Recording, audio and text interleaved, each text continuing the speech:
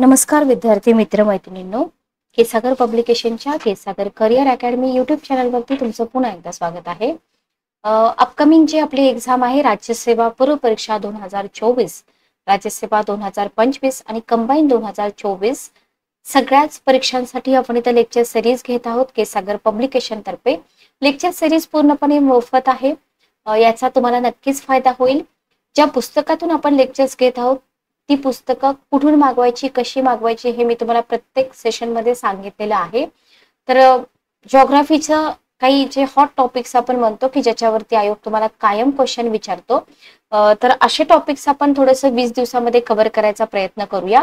तर याच्यासाठी तुम्हाला आता सध्या तरी तुम्ही रेफरन्स बुक वाचायला तुमच्याकडे वेळ नसेल, पण तुम्ही ठोकळा जो आहे ठोकळा घेतलेला असेल तर ठोकळ्याची रिव्हिजन तुम्ही करा. 29वी सुधारित आवृत्ती.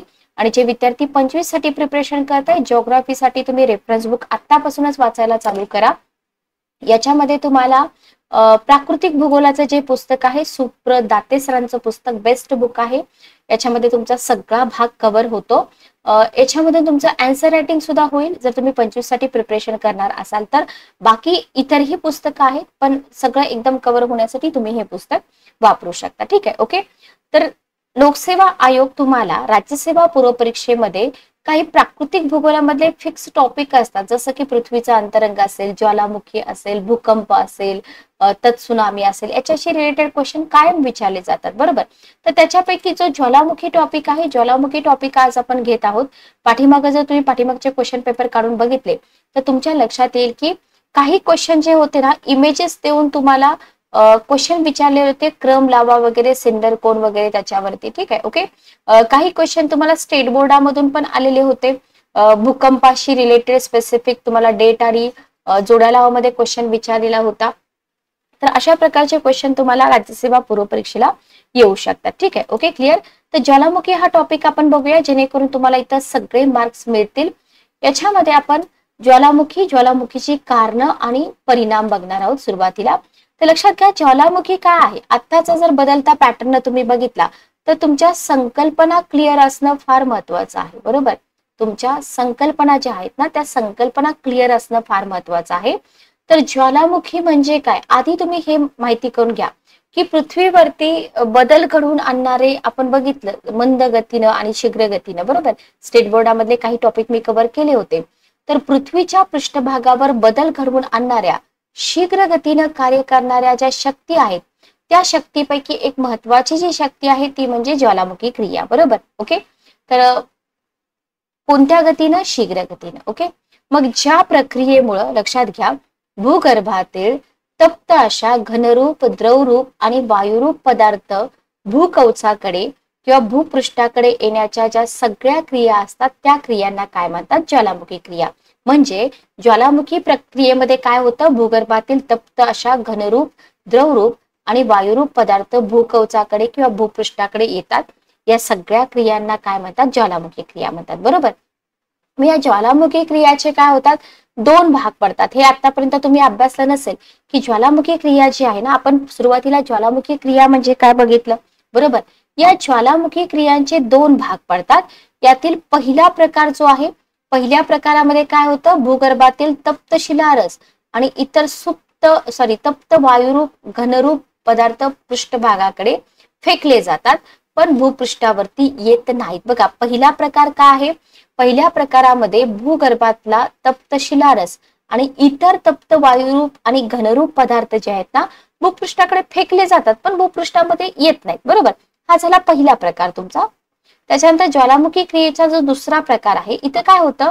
भूकवचाला पृथ्वीच्या अंतर्गत भागापर्यंत खोल पडलेल्या विस्तीर्ण अशा भेगेला ज्वालामुखी म्हणतात. इथं काय होतं बघा, इथं सगळ्यात मोठा चेंज काय? तिथं पृष्ठभागावरती हे पदार्थ येत नव्हते, इथं मात्र या भेगेमुळं काय होतं? पृथ्वीच्या अंतरंगातील तप्त पदार्थ जे असतात ना पृष्ठभागावरती येतात. याला तुम्ही दुसरा प्रकार असं म्हणू शकता. ठीक आहे, ओके, क्लिअर. ज्या ठिकाणाहून अग्नी किंवा ज्वाला बाहेर पडतात त्याला काय म्हटलं जातं? ज्वालामुखी म्हटलं जातं. आता इथं व्हॅल्यू ऍडेड कंटेंट आहे. वॉर्सेस्टरच्या मते तुम्हाला डेफिनेशन एखादी विचारली जाऊ शकते. वॉर्सेस्टरच्या मते ज्वालामुखी सामान्यतः एक गोल किंवा जवळजवळ गोलाकार छिद्र असून त्यातून पृथ्वीच्या भूगर्भातून तप्त वायू, पाणी, लावारस, खडकाचे तुकडे बाहेर पडतात. ज्वालामुखी क्रियेमध्ये पुढील 3 घटकांचा अंतर्भाव होतो. ठीक आहे, तर वॉर्सेस्टर यांची ही जी डेफिनेशन आहे, ही डेफिनेशन पण तुम्ही व्यवस्थित लक्षात ठेवा. आणि ज्वालामुखीच्या क्रियेमध्ये 3 घटकांचा अंतर्भाव होतो. कोणते घटक आहे त्याच्यावरती अजूनपर्यंत कधी क्वेश्चन विचारलेला नाहीये, पण क्वेश्चन बनू शकतो. ज्वालामुखी क्रियेमध्ये भूगर्भातील खडक वितळणे, द्रवरूप तप्त पदार्थ नलिकेच्या साह्याने वाहणे आणि पृथ्वीवरती पदार्थाचं प्रकटीकरण होणे. तर या 3 घटकांचा अंतर्भाव होतो. इथं तुमचा हा क्वेश्चन 2 मार्काला सुद्धा बनू शकतो. ठीक आहे, की खालीलपैकी कोणत्या 3 घटकांचा अंतर्भाव ज्वालामुखी क्रियेमध्ये होतो. म्हणजे इथे तुम्हाला डेफिनेशन आणि हा जो पार्ट आहे हा व्हॅल्यू ऍडिशनल पार्ट मिळाला, जो आधी तुम्ही कधी वाचला नसेल. ओके, आता जे ज्वालामुखीच्या उद्रेकातून पदार्थ बाहेर पडतात ना, तर ते पदार्थ 3 प्रकारचे असतात बघा. याच्यामध्ये घनरूप आहेत, द्रवरूप आहेत, वायुरूप पण आहेत. आणि पदार्थाचं स्वरूप कसं असतं, स्वरूप जर तुम्ही बघितलं त्याच्यामध्ये बाष्प असते, बरोबर, विविध वायू असतात, लावारस असतो, याच्यामध्ये तुम्हाला ऍसिडिक लावा आणि बेसिक लावा करावं लागेल. तर हे तुम्ही बघताय काय, तर हे इथं तुम्ही बाष्प, विविध वायू, लावारस बघितला, बरोबर. त्याच्यानंतर आपण बघतोय घनरूप पदार्थ. घनरूप पदार्थामध्ये तुम्हाला वेगळे पदार्थ बघायला मिळतात. Okay, clear. तर हे आपण थोडस एक्सप्लेन करूया. तर बाष्प पृथ्वीच्या अंतरंगामध्ये अतिउष्णता आहे. आपण पृथ्वीचा अंतरंग टॉपिक बघितलाय. तर या अतिउष्णतेमुळे काय होतं, द्रवरूप पदार्थ तसेच वितळलेल्या खडकामुळे वायुरूप पदार्थ काय करतात, बाहेर पडतात. ओके, आणि बाष्प ज्वालामुखीच्या उद्रेकामधून बाहेर पडल्यामुळे काय होतं, ज्वालामुखीच्या सभोवताली बाष्पाचं प्रमाण वाढतं, ढग पण निर्माण होतात आणि भरपूर पर्जन्यवृष्टी पण होते. तर युपीएससी सारख्या एक्झाम मध्ये तुम्हाला असे कॉन्सेप्च्युअल क्वेश्चन विचारतात की ज्वालामुखी जिथं आहे किंवा ज्वालामुखी, जागृत ज्वालामुखी, तिथं भरपूर पर्जन्यवृष्टी होते. का होते, तर या बाष्पामुळे होते. Okay, clear. विविध वायू जर तुम्ही बघितले तर ज्वालामुखीच्या उद्रेकातून बाष्पाशिवाय carbon dioxide, hydrogen sulphide, hydrogen chloride, hydrochloric acid. आता हे आपण वाचताना इतकं इझिली वाचतो, पण याच्यावरतीच जर क्वेश्चन विचारला तर तिथं आपण कन्फ्युज होतो की ज्वालामुखीच्या उद्रेकातून खालीलपैकी कोणते वायू बाहेर पडतात. पहिला ऑप्शन असतो कार्बन डायऑक्साईड, दुसरा असतो हायड्रोजन सल्फाईड, तिसरा असतो हायड्रोजन क्लोराईड आणि चौथा असतो हायड्रोक्लोरिक ऍसिड. जर तुम्ही घाईमध्ये वाचलं असेल, व्यवस्थित लक्षात ठेवलं नसेल, तर मात्र इथं आपल्याला प्रॉब्लेम येऊ शकतो. ठीक आहे, ओके, क्लिअर. तर हे वायू पण लक्षात ठेवा. लावारस जर बघितला तर उद्रेकातून वायू बरोबरच द्रवरूप तप्त पदार्थ बाहेर पडतो, त्याला लावारस म्हटलं जातं. आता या लावारसाचे पण 2 उपप्रकार पाडले जातात. कशानुसार, सिलिकाच्या प्रमाणानुसार. ठीक आहे, तर सिलिकाच्या प्रमाणानुसार लावारसाचे 2 उपप्रकार पाडले जातात. याच्यामध्ये पहिला आहे ऍसिडिक लावा.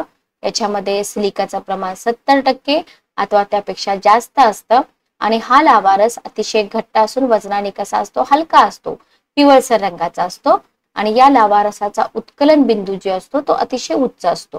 ठीक आहे, तर ऍसिडिक लावा लक्षात ठेवा, 70%, सिलिकाचं प्रमाण 70% किंवा त्याच्यापेक्षा जास्त असतं आणि हा लावारस अतिशय घट्ट, वजनाने हलका, पिवळसर रंगाचा असतो आणि लावा रसाचा उत्कलन बिंदू कसा असतो, जास्त, ऍसिडिक लावाचा. ठीक आहे. बेसिक लावा, याच्यामध्ये सिलिकाचं प्रमाण 30 ते 40% असतं. कसा असतो, रंगाने काळा असतो. याचे उद्रेक कसे असतात, शांत असतात. Okay, clear. तर हा ऍसिडिक लावा आणि बेसिक लावा जो मेन डिफरन्स आहे तो तुम्ही लक्षात ठेवा. त्याच्यानंतर घनरूप पदार्थ जर आपण बघितले तर ज्वालामुखीच्या उद्रेकातून विविध प्रकारचे घनरूप पदार्थ बाहेर टाकले जातात. ठीक आहे, ओके. मग याच्यामध्ये राख आहे, खंडमय पदार्थ आहे, ज्वालामुखीचे गोळे आहेत, त्याच्यानंतर अश्मखंड आहेत. तर याच्यासारखे घनरूप पदार्थ जे असतात ना, तर हे घनरूप पदार्थ ज्वालामुखी क्रियेद्वारा बाहेर टाकले जातात. ठीक आहे, ओके, क्लिअर. चला नेक्स्ट पॉइंट आपण बघूया.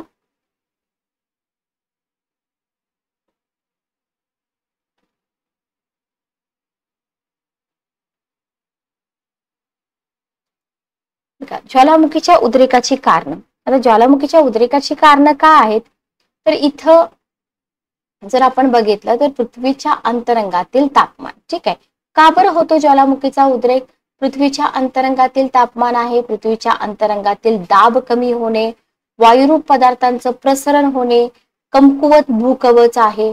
ओके, तर हे आहे ज्वालामुखीच्या उद्रेकाची कारणे. इथं पण तुमचा क्वेश्चन बनतो ऑप्शन मध्ये तुम्हाला अंतरंगातील तापमान, अंतरंगातील दाब कमी होणे, वायुरूप पदार्थाचं प्रसरण, कमकुवत, भूकवच. ओके, बघा टेम्परेचर. आता हे झालं तुमचा फॅक्च्युअल क्वेश्चन.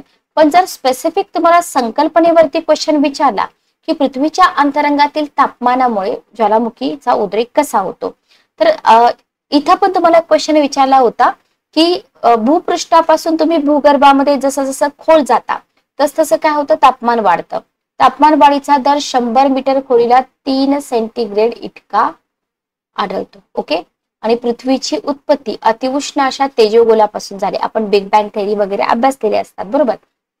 त्याच्यामुळे काय झालंय, पृथ्वीच्या उत्पत्तीपासूनच पृथ्वीच्या अंतरंगामध्ये प्रचंड उष्णता आहे. ओके, आणि याच्याशिवाय पृथ्वीच्या अंतरंगात विविध रासायनिक अभिक्रिया होत असल्यामुळं उष्णता निर्माण होते आणि अंतर्गत भागाचं तापमान वाढतं आणि भूगर्भातील किरणोत्सर्गी मूलद्रव्याचं अपघटन होतं आणि उष्णता इथं आपल्याला निर्माण झालेली दिसून येते. Okay, clear. तर हे तुम्हाला इथे लक्षात ठेवायचं आहे की रासायनिक अभिक्रिया होतात, किरणोत्सर्गी मूलद्रव्याचं अपघटन होतं आणि उष्णता, म्हणजे उष्णता का निर्माण होते हे पण आपल्याला इथं माहित असलं पाहिजे. ओके, पृथ्वीच्या अंतरंगातील दाब कमी होणे. ठीक आहे, तर पृथ्वीच्या अंतरंगामध्ये प्रचंड उष्णता आहे. पृथ्वीच्या दाबामुळे खडक वितळत नाहीत, लक्षात घ्या. ओके, कारण का, कोणत्याही पदार्थावरचा जर दाब वाढवला तर उत्कलन बिंदू वाढतो, बरोबर. आणि काही विशिष्ट कारणामुळे भूगर्भातला दाब कमी झाल्यामुळे उत्कलन बिंदू खाली येतो आणि मग तिथले खडक वितळतात. त्याच्यापासून शिलारस तयार होतो आणि हा तप्त शिलारस बाहेर पडण्याचा प्रयत्न करतो. त्याच्यामुळे काय होतं, ज्वालामुखीची क्रिया घडते. तर या आहेत तुमच्या संकल्पना की पृथ्वीच्या अंतरंगातील दाब कमी होण्यामुळे ज्वालामुखीचा उद्रेक कसा होतो. तर जेव्हा दाब कमी होतो तेव्हा उत्कलन बिंदू कमी होतो, खडक वितळतात, त्याच्यापासून शिलारस तयार होतो आणि हा तप्त शिलारस बाहेर पडण्याचा प्रयत्न करतो. त्याच्यामुळे ज्वालामुखीची क्रिया घडून येते. ठीक आहे, वायुरूप पदार्थांचं प्रसरण. जर आपण इथं वायुरूप पदार्थांचं प्रसरण जर बघितलं तर पृथ्वीच्या अंतरंगामध्ये जी अतिउष्णता आहे ना, तर या अतिउष्णतेमुळे विविध प्रकारचे वायू प्रसरण पावतात, बरोबर. आपण आता बघितलं, हे प्रसरण झालेले जे वायू असतात ना, भूपृष्ठाकडे येण्याचा प्रयत्न करतात आणि या वायू बरोबरच पृथ्वीच्या अंतरंगातील शिलारस जो आहे ना तो भूपृष्ठाकडे येतो. Okay, clear. त्याच्यानंतर चौथं रिझन आहे कमकुवत भूकवच. आपल्याला माहिती की आपली पृथ्वी जी आहे सगळीकडे समान आहे का, नाही. कुठं पठार आढळतील, कुठं तुम्हाला पर्वत आढळतील, कुठं तुम्हाला मृदू खडक आढळतील, बरोबर.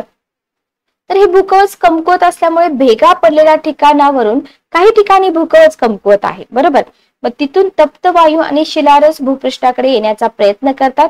त्याच्यामुळे काय होतं, ज्वालामुखीचे उद्रेक आपल्याला झालेले इथं दिसून येतात. तर प्रॉपर तुम्हाला हे सगळं कंटेंट मी इथं दिलेलं आहे, काहीही इथून आपण स्किप करत नाही आहोत. त्याच्यानंतर आपल्याला विचारला जातो ज्वालामुखीच्या प्रकारावरती एक क्वेश्चन. तर ज्वालामुखीचे प्रकार, याच्यामध्ये तुम्हाला जागृत ज्वालामुखी, निद्रिस्त ज्वालामुखी, मृत ज्वालामुखी, 3 प्रकार जे आहेत ना, ते 3 प्रकार तुम्हाला लक्षात ठेवायचे आहेत. एक्झाम्पल पण आपण बघूया. जागृत ज्वालामुखी काय असतो, ज्या ज्वालामुखीमधून सतत ज्वालामुखीचे उद्रेक होत असतात, केव्हाही उद्रेक होण्याची शक्यता असते, त्या ज्वालामुखीला आपण म्हणतो जागृत ज्वालामुखी. ठीक आहे, ओके. आणि या ज्वालामुखीचं मुख सतत उघडं असतं. जगात अशा प्रकारचे 500 ज्वालामुखी आहेत. भूमध्य समुद्रातील सिसिली बेटावरील स्ट्रॉम्बोली याला भूमध्य समुद्रातील द्वीपगृह असं म्हटलं जातं, लक्षात ठेवा. ठीक आहे, ओके. निद्रिस्त ज्वालामुखी, ज्या ज्वालामुखीमधून पूर्वी ज्वालामुखीचे सतत उद्रेक होत होते परंतु सध्या उद्रेक होणे बंद झालेले आहे, ते त्या ठिकाणी पुन्हा अचानकपणे उद्रेक होण्याची शक्यता असते, अशा ज्वालामुखीला काय म्हणतात, निद्रिस्त किंवा सुप्त म्हणतात. ठीक आहे. इटलीमध्ये वेसुव्हियस ज्वालामुखीचा जो उद्रेक आहे तो 79 मध्ये झाला. त्याच्यानंतर अलीकडे 44 साली ज्वालामुखीचा उद्रेक झालेला आपल्याला आढळतो. आणि निद्रिस्त ज्वालामुखी अचानक होतात, म्हणजे सांगताच येत नाही कधी होतील, त्याच्यामुळे कसे असतात, जास्त हानिकारक असतात. ठीक आहे, ओके. मृत ज्वालामुखी, पूर्वी उद्रेक होत होते पण सध्या उद्रेक बंद झालेले आहेत. तोंड बंद झालेलं असतं, सरोवर तयार झालेलं असतं, त्याला क्रेटर लेक असं म्हणतात. उत्तर अमेरिकेमध्ये अलास्कामध्ये ॲनिॲकचॅक हा एक ज्वालामुखी मृत प्रकारचा आहे, लक्षात ठेवा. ठीक आहे. ज्वालामुखी निर्मित भूरूप, बघा, ज्वालामुखीच्या उद्रेकातून बाहेर पडणाऱ्या लावा रसाच्या संचयनामुळे सर्वसाधारणपणे याच्यावरती क्वेश्चन विचारला होता बघा राज्यसेवेमध्ये. प्रकार आपण बघितले बरोबर. आता या ज्वालामुखीमुळे निर्माण होणारी भूरूप जर आपण बघितली तर लावा रसाच्या संचयनामुळे काय होतं माहिती का, सर्वसाधारण शंकूच्या आकाराची भूरूप तयार होतात. ठीक आहे. आणि याच्याशिवाय ज्वालामुखी क्रियेमुळे भूपृष्ठाखाली तसेच भूपृष्ठाच्या वरती विविध आकाराची भूरूप तयार होतात. ओके. आणि ज्वालामुखी निर्मित भूरूपांचं वर्गीकरण साधारणपणे 2 गटामध्ये केलं जातं. पुन्हा आपल्याला हा भाग लक्षात ठेवायचा आहे. अंतर्निर्मित ज्वालामुखीय भूरूप आणि दुसरा आहे बाह्य निर्मित ज्वालामुखीय भूमी स्वरूप. ठीक आहे. Okay, clear. याच्या बाहेर एकही क्वेश्चन जात नाही. तर पृथ्वीच्या अंतरंगातील लावारस भूपृष्ठाकडे येण्याचा प्रयत्न करतो. ठीक आहे. पण काही वेळेस हा लावारस भूपृष्ठाकडे येण्याऐवजी भूकवचात असणाऱ्या विविध आकाराच्या पोकळीमध्ये काय होतो, संचयित होतो आणि थंड होतो. मग थंड झाल्यावर काय होणार, त्याचे खडक तयार होतात. याला काय म्हटलं जातं, अंतर्निर्मित ज्वालामुखीय भूरूप. ओके. मग तुम्हाला एक्झाम्पल विचारले जातात की डाईक, स्टॉक असेल, नेक आहे, बॅथोलिथ आहे, लॅकोलिथ आहे, फॅकोलिथ आहे, सील आहे. हे कसले आहेत, हे अंतर्निर्मित ज्वालामुखीय भूरूप आहेत. व्हेरी व्हेरी इम्पॉर्टंट, इथं तुमचा क्वेश्चन बनतो. ठीक आहे. Okay, clear.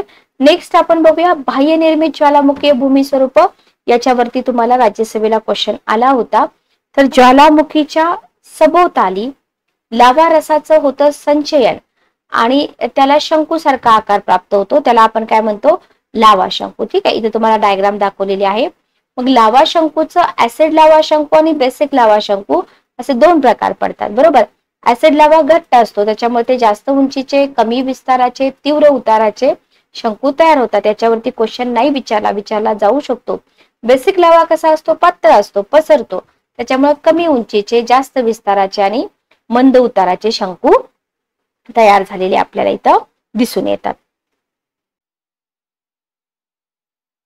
ओके. नेक्स्ट बघा, इथं तुम्हाला शिल्ड व्होल्कॅनो दिलेले आहेत. इमेज दाखवलेली आहे बघा. Shield volcano have a semi circular shape which is basically found by viscous lava turning into layers of the gentle slope. ठीक आहे. इमेज बघून घ्या, इमेजमुळे गोष्टी क्लिअर होतात. ओके. त्याच्यानंतर आहे राख किंवा सिंडर कोन. होता की नाही एक्झाम मध्ये तुम्हाला हे दिलं होतं. इथे काय होतं, राख बाहेर पडते. ओके. धूळ, खडकांचे लहान मोठे तुकडे ज्वालामुखीतून बाहेर टाकले जातात आणि त्यांच्या संचयनातून तयार होणाऱ्या भूरूपाला काय म्हटलं जातं, राख किंवा सिंडर शंकू असं म्हणतात. आणि शंकूचा आकार, ज्वालामुखीच्या उद्रेकाचे स्वरूप, वाऱ्याची दिशा आणि स्थिती याच्यानुसार निश्चित होतो. आता याच्यामध्ये जो शंकूचा आकार आहे तो कशानुसार निश्चित होतो, ज्वालामुखीचा उद्रेक कसा आहे, वाऱ्याची दिशा कशी आहे आणि स्थिती कशी आहे. Okay, clear. तर इथं तुम्हाला सिंडर कोन एक्झाम्पल दिलेला आहे बघा. ही जी साईडला आहे ही राख तुम्हाला दिसत आहे. एक्झाम्पल पुढे आपण घेऊया, पण आकार फक्त लक्षात ठेवा. ठीक आहे. त्याच्यानंतर आहे संमिश्र शंकू. काय होतं इथं, काही वेळा ज्वालामुखीच्या उद्रेकातून केवळ लावारस बाहेर पडतो. ठीक आहे, फक्त लावारस, आणि त्याचं संचयन होतं. काही काळानंतर काय होतं, पुन्हा ज्वालामुखी जागृत होतो, पुन्हा राख बाहेर पडते, राखेचं संचयन होतं. ठीक आहे. म्हणजे इथं आलटून पालटून राख आणि लावारसाचे थर तयार होतात. बरोबर. त्याला म्हटलं जातं संमिश्र. इमेज तुम्हाला इथं दाखवलेली आहे बघा. एक थर वेगळा आहे, एक थर वेगळा आहे. Okay, clear. तर याला म्हटलं जातं संमिश्र शंकू. त्याच्यानंतर आहे ज्वालामुखी स्तंभ. इथे काय होतं, शिरोभागामध्ये एक नलिका तयार होते. ठीक आहे. आणि या नलिकेत लावारसाचं संचयन होऊन हा जो स्तंभ आहे, हा स्तंभ असा इथं तयार होतो. याला ज्वालामुखी स्तंभ असं म्हटलं जातं. तर कॉम्प्लेक्स ज्वालामुखी हा बघा, इथं तुम्हाला वरती जो आपण दाखवला राख आणि ज्वाला शिलारस, कसं मिनिट थांबा, लावारस सॉरी. तरी हा आहे कॉम्प्लेक्स. त्याच्यानंतर तुम्हाला स्ट्रॅटो व्होल्कॅनोचं एक एक्झाम्पल दिलेलं आहे. मोस्ट कॉमन टाईप आहे इथं.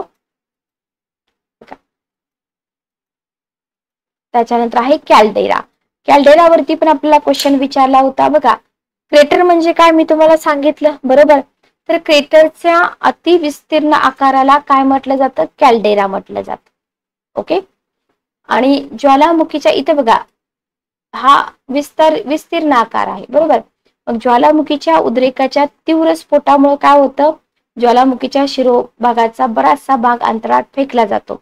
आणि विस्तीर्ण आकाराचा खोल खड्डा तयार होतो, याला म्हटलं जातं कॅल्डेरा. ठीक आहे. आणि या प्रकारच्या भूरूपाशिवाय ज्वालामुखीच्या उद्रेकाच्या प्रदेशामध्ये गरम पाण्याचे झरे वाहू लागतात. गरम पाणी वरती उडतं, याला उष्णोदकाचे फवारे असे पण म्हणतात. हेही लक्षात ठेवा. ठीक आहे. ओके. तर इथे तुम्हाला कॅल्डेरा व्होल्कॅनो दिलेला आहे.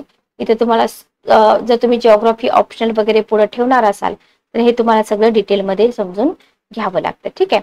तर हे आपण बघितले ज्वालामुखीचे प्रकार वगैरे आपण बघितले, भूमी स्वरूप बघितली. आता ज्वालामुखीचे परिणाम आपण बघूया. परिणाम कधी विचारत नाही तरी पण आपण बघूया. बघा, ज्वालामुखीच्या उद्रेकामुळे विघातक आणि विधायक दोन्ही परिणाम होतात. ठीक आहे. ओके. विधायकचा अर्थ समजून घ्या. विघातक म्हणजे काय? जीवित वित्तहानी होते, जीवन विस्कळीत होतं, लावारस राख याच्यामुळे शेतीचं नुकसान होतं, त्याच्यानंतर भूरूपामध्ये बदल होतो, काही भूरूप नष्ट होतात, हवा प्रदूषण होतं. तर हे झाले विघातक परिणाम. विधायक परिणाम काय आहेत? इथं बाहेर पडणाऱ्या पदार्थामुळे पृथ्वीच्या अंतरंगाचा अभ्यास करता येतो. ठीक आहे. आणि बाहेर पडलेल्या शिलारसाच्या संचयनामुळे शेतीला उपयुक्त सुपीक मृदा पण तयार होते. तर इथं पॉझिटिव्ह आणि निगेटिव्ह दोन्ही बाजू मांडलेल्या आहेत.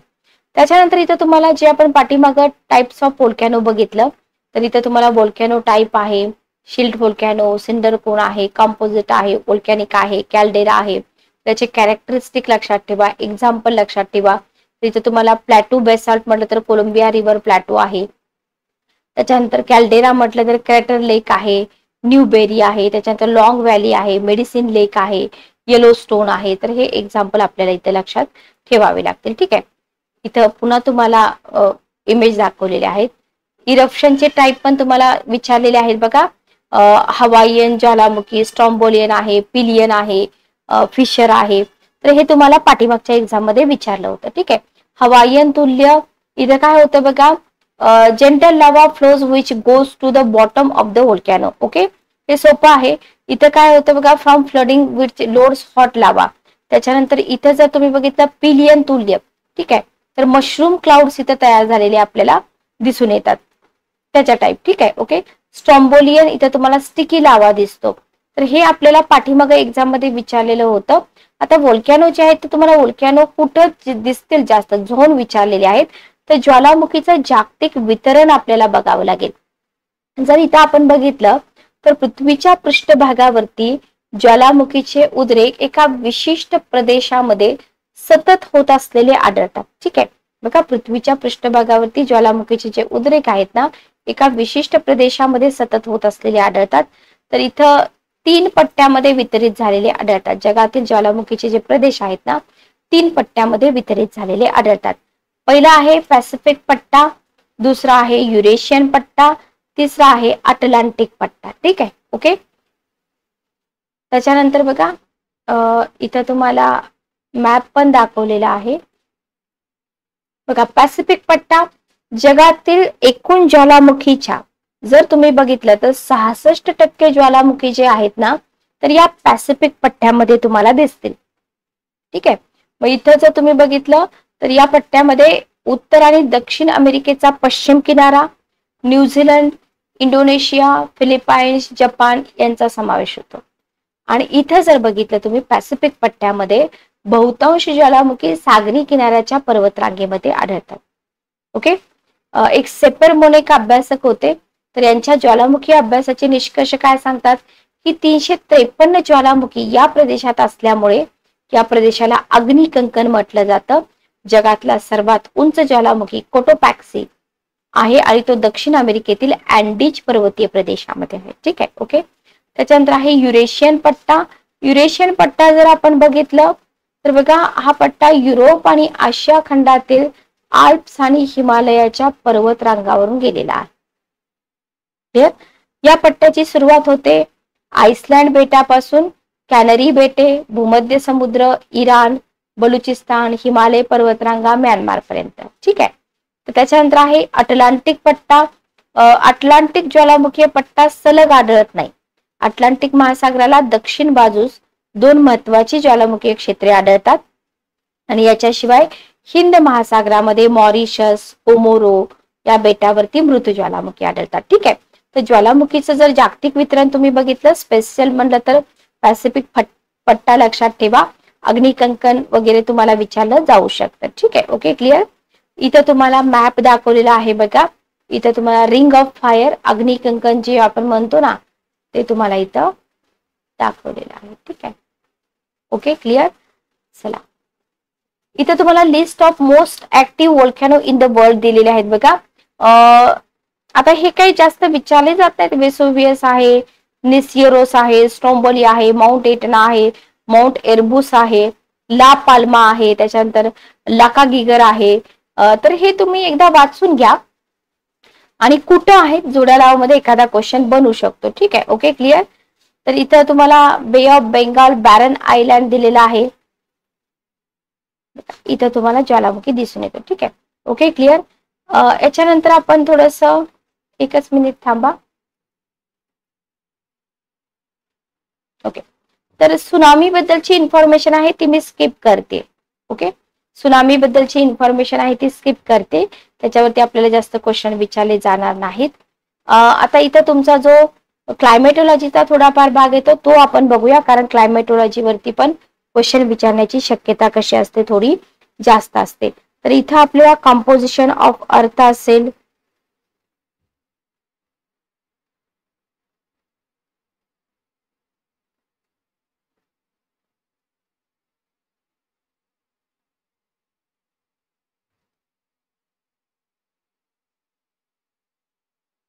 तर इथं बघा आपली पृथ्वी जी आहे ना, 4 मेन सिस्टीम मध्ये आपण बघतो, बरोबर. ऍटमॉस्फिअर, हायड्रोस्फिअर, बायोस्फिअर आणि जिओस्फिअर. ठीक आहे, तर याच्यामध्ये तुम्हाला ऍटमॉस्फिअर मध्ये एअर आणि गॅसेसचा अभ्यास करतो आपण, हायड्रोस्फिअर मध्ये वॉटरचा अभ्यास करतो, बायोस्फिअर मध्ये लाईफचा अभ्यास करतो, जिओस्फिअर मध्ये लँड किंवा रॉकचा अभ्यास करतो. ठीक आहे, ओके. आणि याच्यावरती क्वेश्चन आपल्याला म्हणजे सेपरेट जिओलॉजी आपल्याला दिलेलं नाहीये सिलेबसमध्ये, तर हा पार्ट आपण इथूनच कव्हर करूया. तर इथं कंपोजिशन ऑफ ऍटमॉस्फिअर जर आपण बघितलं, वातावरणाचे घटक लक्षात घ्या. आता इथं हवा म्हणजे काय, पृथ्वीच्या सभोवताली जी पोकळी आहे त्या पोकळीत हवा आहे, त्याला म्हणतात वातावरण. वातावरणाची फोड जर केली तर वात म्हणजे हवा वगैरे, हे असले एक्झाम मध्ये विचारत नाही.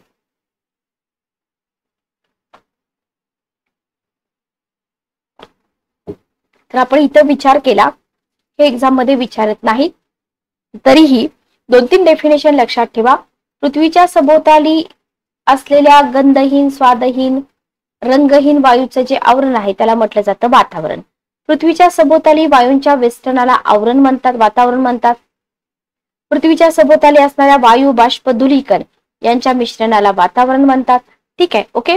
वातावरणामध्ये केवळ वायू आहेत का, नाही, अनेक घटक मिसळलेले असतात, त्यांनाच वातावरणाचे घटक म्हणतात. तर वातावरणाचे घटक कोणते, याच्यावरती क्वेश्चन पडतो. या सिंपल डेफिनेशन आहे, डेफिनेशन व्यवस्थित लक्षात ठेवा. Okay, clear. बघा इथे तुम्हाला वातावरणाचे जे घटक आहेत ना, तर ते घटक आपण बघूया. याच्यामध्ये जर आपण बघितलं तर वायू म्हणजे गॅसेस. तर इथं वातावरण हे जे आहे ना, विविध वायूंचं मिश्रण आहे. ठीक आहे, तर वातावरण हे विविध वायूंचं मिश्रण बनलेलं असतं. याच्यामधले काही वायू स्थिर प्रमाणामध्ये असतात आणि काही वायूंचं जे प्रमाण असतं कसं असतं, बदलत्या स्वरूपामध्ये असतं. ठीक आहे, वातावरणातील वायूंच्या अभ्यासाची जी सुरुवात आहे, आता इथं लक्षात घ्या, तुम्हाला ही अभ्यासाची सुरुवात कार्बन डायऑक्साईडच्या शोधाने झाली, हे चुकून कधी तर विचारतील. फक्त लक्षात काय ठेवायचंय की काही वायू स्टेबल असतात, काही वायूंचं प्रमाण जे असतं ते बदलतं असतं. याच्यामध्ये जास्तीत जास्त तुम्हाला हे वायू आणि टक्केवारी याचा तुम्हाला सिक्वेन्स लावा असा पण क्वेश्चन येऊ शकतो, की सगळ्यात जास्त वायू कोणता आहे, नायट्रोजन आहे, त्याच्यानंतर ऑक्सिजन आहे, त्याच्यानंतर कार्बन डायऑक्साईड आहे, त्याच्यानंतर आर्गॉन आहे, निऑन आहे. ओके, तर यांचा सिक्वेन्स लावा असा एखादा क्वेश्चन तुम्हाला इथं बनू शकतो. ठीक आहे, तर शेकडा प्रमाणानुसार क्रम लावा. तर इथं कंपोजिशन ऑफ ऍटमॉस्फिअर तुम्हाला दिलेलं आहे बघा. कार्बन डायऑक्साईड आहे, मिथेन आहे, CFS आहेत, ओझोन आहे, नायट्रस ऑक्साईड आहेत. तर हे तुम्हाला काय करायचं आहे, व्यवस्थित इथं लक्षात ठेवायचं आहे. जास्त अवघड क्वेश्चन विचारत नाहीत. त्याच्यानंतर आपण जर इथं बघितलं तर नायट्रोजन बद्दल आपण बघूया. नायट्रोजनचं प्रमाण सर्वाधिक आहे. आता इथं तुम्हाला नायट्रोजनचा रोल लक्षात ठेवायचा की काय रोल आहे, तर सगळ्या जीवावरणाच्या दृष्टीने नायट्रोजन हा वायू महत्वाचा आहे. पण नायट्रोजनचा प्रत्यक्ष वापर करता येतो का? येत नाही. वनस्पती मुळाद्वारे तर प्राणी वनस्पती खाऊन काय करतात? नायट्रोजन मिळवतात, बरोबर. आणि वातावरणातील ऑक्सिजन वायूची तीव्रता कमी करण्याचं काम कोण करतं? नायट्रोजन करतो. लक्षात ठेवा, हे फार महत्वाचं आहे. आपण फक्त नायट्रोजन नायट्रोजन म्हणतो, पण नायट्रोजनचा प्रत्यक्ष वापर करता येत नाही. वनस्पती करतात मुळाद्वारे, प्राणी करतात वनस्पतीला खाऊन. वातावरणातील ऑक्सिजन वायूची तीव्रता कमी करतो, बरोबर. याचं काम कोण करतो? नायट्रोजन करतो, ठीक आहे. आणि नायट्रोजनमुळेच काय होतं? नायट्रोजनमुळे वनस्पतीच्या पेशी ज्या आहेत ना त्या मजबूत होतात. Okay, clear. त्याच्यानंतर येतो ऑक्सिजन. ऑक्सिजनला आपण प्राणवायू म्हणतो. ऑक्सिजनचं प्रमाण किती आहे? 20.9. म्हणजे वातावरणाच्या खालच्या थरामध्ये तुम्हाला ऑक्सिजन जास्त मिळतो. जसजसं तुम्ही उंच जाल कमी होत जातं. आणि हा वायू ज्वलनासाठी आवश्यक आहे.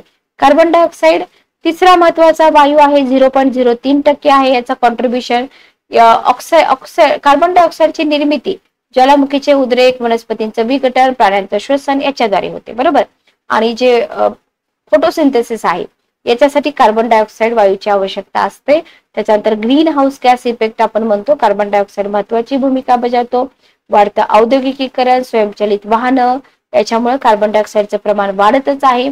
आणि औद्योगिक क्रांतीच्या सुरुवातीला कार्बन डायऑक्साईडचं प्रमाण 290 ppm इतकं होतं. सध्या किती आहे? 350 ppm पेक्षा जास्त आहे, ठीक आहे. Okay, clear. आता हे झाले मुख्य 3 वायू. इतर वायू जर तुम्ही बघितलं तर वरील प्रमुख वायू शिवाय वातावरणामध्ये तुम्हाला अत्यंत कमी प्रमाणात आढळणारे हलके वायू पण मिळतात, ठीक आहे. त्याच्यामध्ये ऑर्गॉन, निऑन, क्रिप्टॉन, हेलियम हे आहेत महत्वाचे वायू. आणि वातावरणामध्ये या वायूंचं प्रमाण कसं असतं? खूप कमी असतं. म्हणजे ओझोन या वायूच्या थराला पृथ्वीचं संरक्षक कवच म्हटलं जातं. वरदान आहे, बरोबर. कुठे आढळतो? 12 ते 35 किलोमीटर उंचीवरती सगळ्यात जास्त आहे. याला म्हणतात ओझोनचा थर. आणि हा काय करतो? अल्ट्राव्हायोलेट रेज, ज्याला अतिनील किरण किंवा जम्बुपार किरण म्हणतात, तो परत पाठवतो. सूर्यापासून येणारे जे हानिकारक असतात, ठीक आहे. ओके, बरोबर. तर ओझोनचा थर अतिनील किरणाचं शोषण करतो. त्याच्यामुळे संरक्षक छत्री असं म्हटलं जातं. पण झालंय काय? 1987 पासून ओझोनच्या थराला वाढत्या औद्योगिकीकरण, प्रचंड प्रमाणात होत असलेले प्रदूषण याच्यामुळे छिद्र पडत आहेत. आणि त्याचा परिणाम काय होतो? वैश्विक तापमान जे आहे ना ते आपल्याला इथं वाढत असलेलं दिसून येतं, बरोबर. आणि वातावरणाच्या प्रक्रियेवर हा जो परिणाम आहे त्याच्यामुळे काय होतं? स्किन कॅन्सरचं जे प्रमाण आहे ना ते वाढत आहे.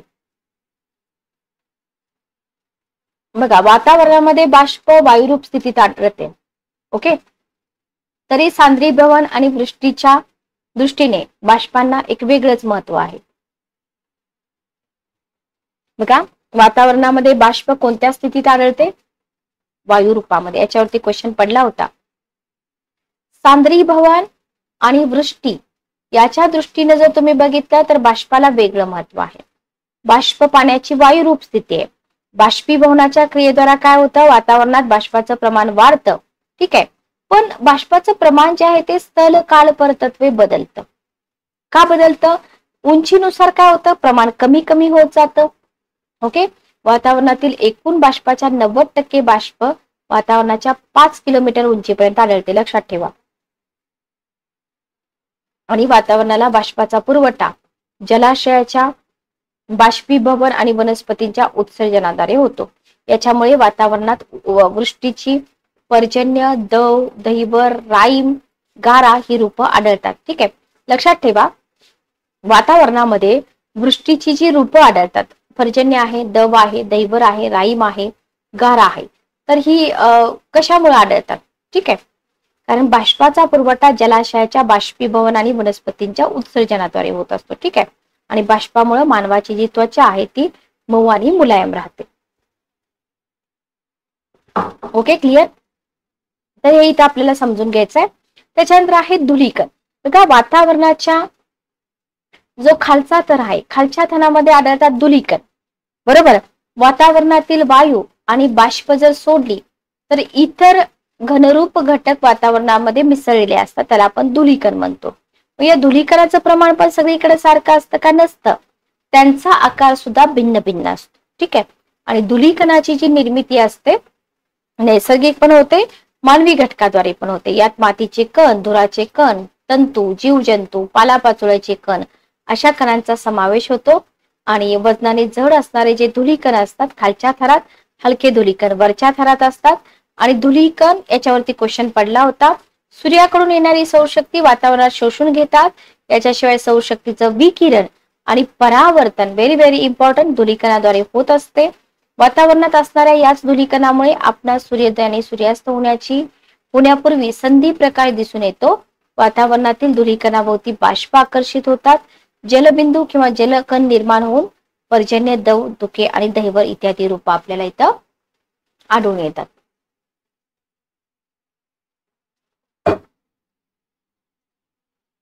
चला नेक्स्ट बघा, वातावरणाची संरचना, स्ट्रक्चर ऑफ ऍटमॉस्फिअर. ठीक आहे.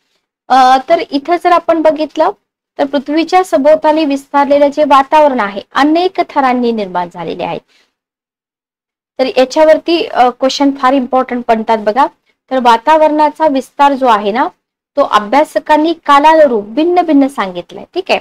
कारण अवकाश आणि वातावरण यांची सीमारेषा कशी आहे, अस्पष्ट आहे. तर 57 मध्ये रॉयल जिओग्राफिकल सोसायटी लंडन यांच्या मते 30 किलोमीटर उंचीपर्यंतचा सखोल अभ्यास झालेला आहे. अंतराळ यान आणि आधुनिक उपकरणे यांच्या सहाय्याने वातावरणाची माहिती मिळवणे आज सहज शक्य होतं. तर वातावरणाचे थर आपल्याला इथं सांगितलेले आहेत. इथं मी इमेज पण घेतलेली आहे. ट्रोपोस्फेअर, ट्रोपोपॉज, स्ट्रेटोस्फिअर, स्ट्रेटोपॉज, मिझोस्फेअर, मिझोपॉज, थर्मोस्फिअर आणि थर्मोपॉज. ठीक आहे. ओके. इथं डिस्टन्स पण तुम्हाला दिलेला आहे 7 ते 16, 50, 80, 500.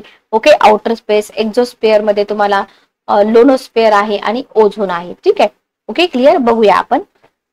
तर याच्यामध्ये जर आपण बघितलं तर तपांबर. ठीक आहे. पहिला तर आपण बघूया तपांबर. पृथ्वीच्या पृष्ठभागापासून इथं तुम्हाला दिलंय 7 ते 16. ठीक आहे. ओके.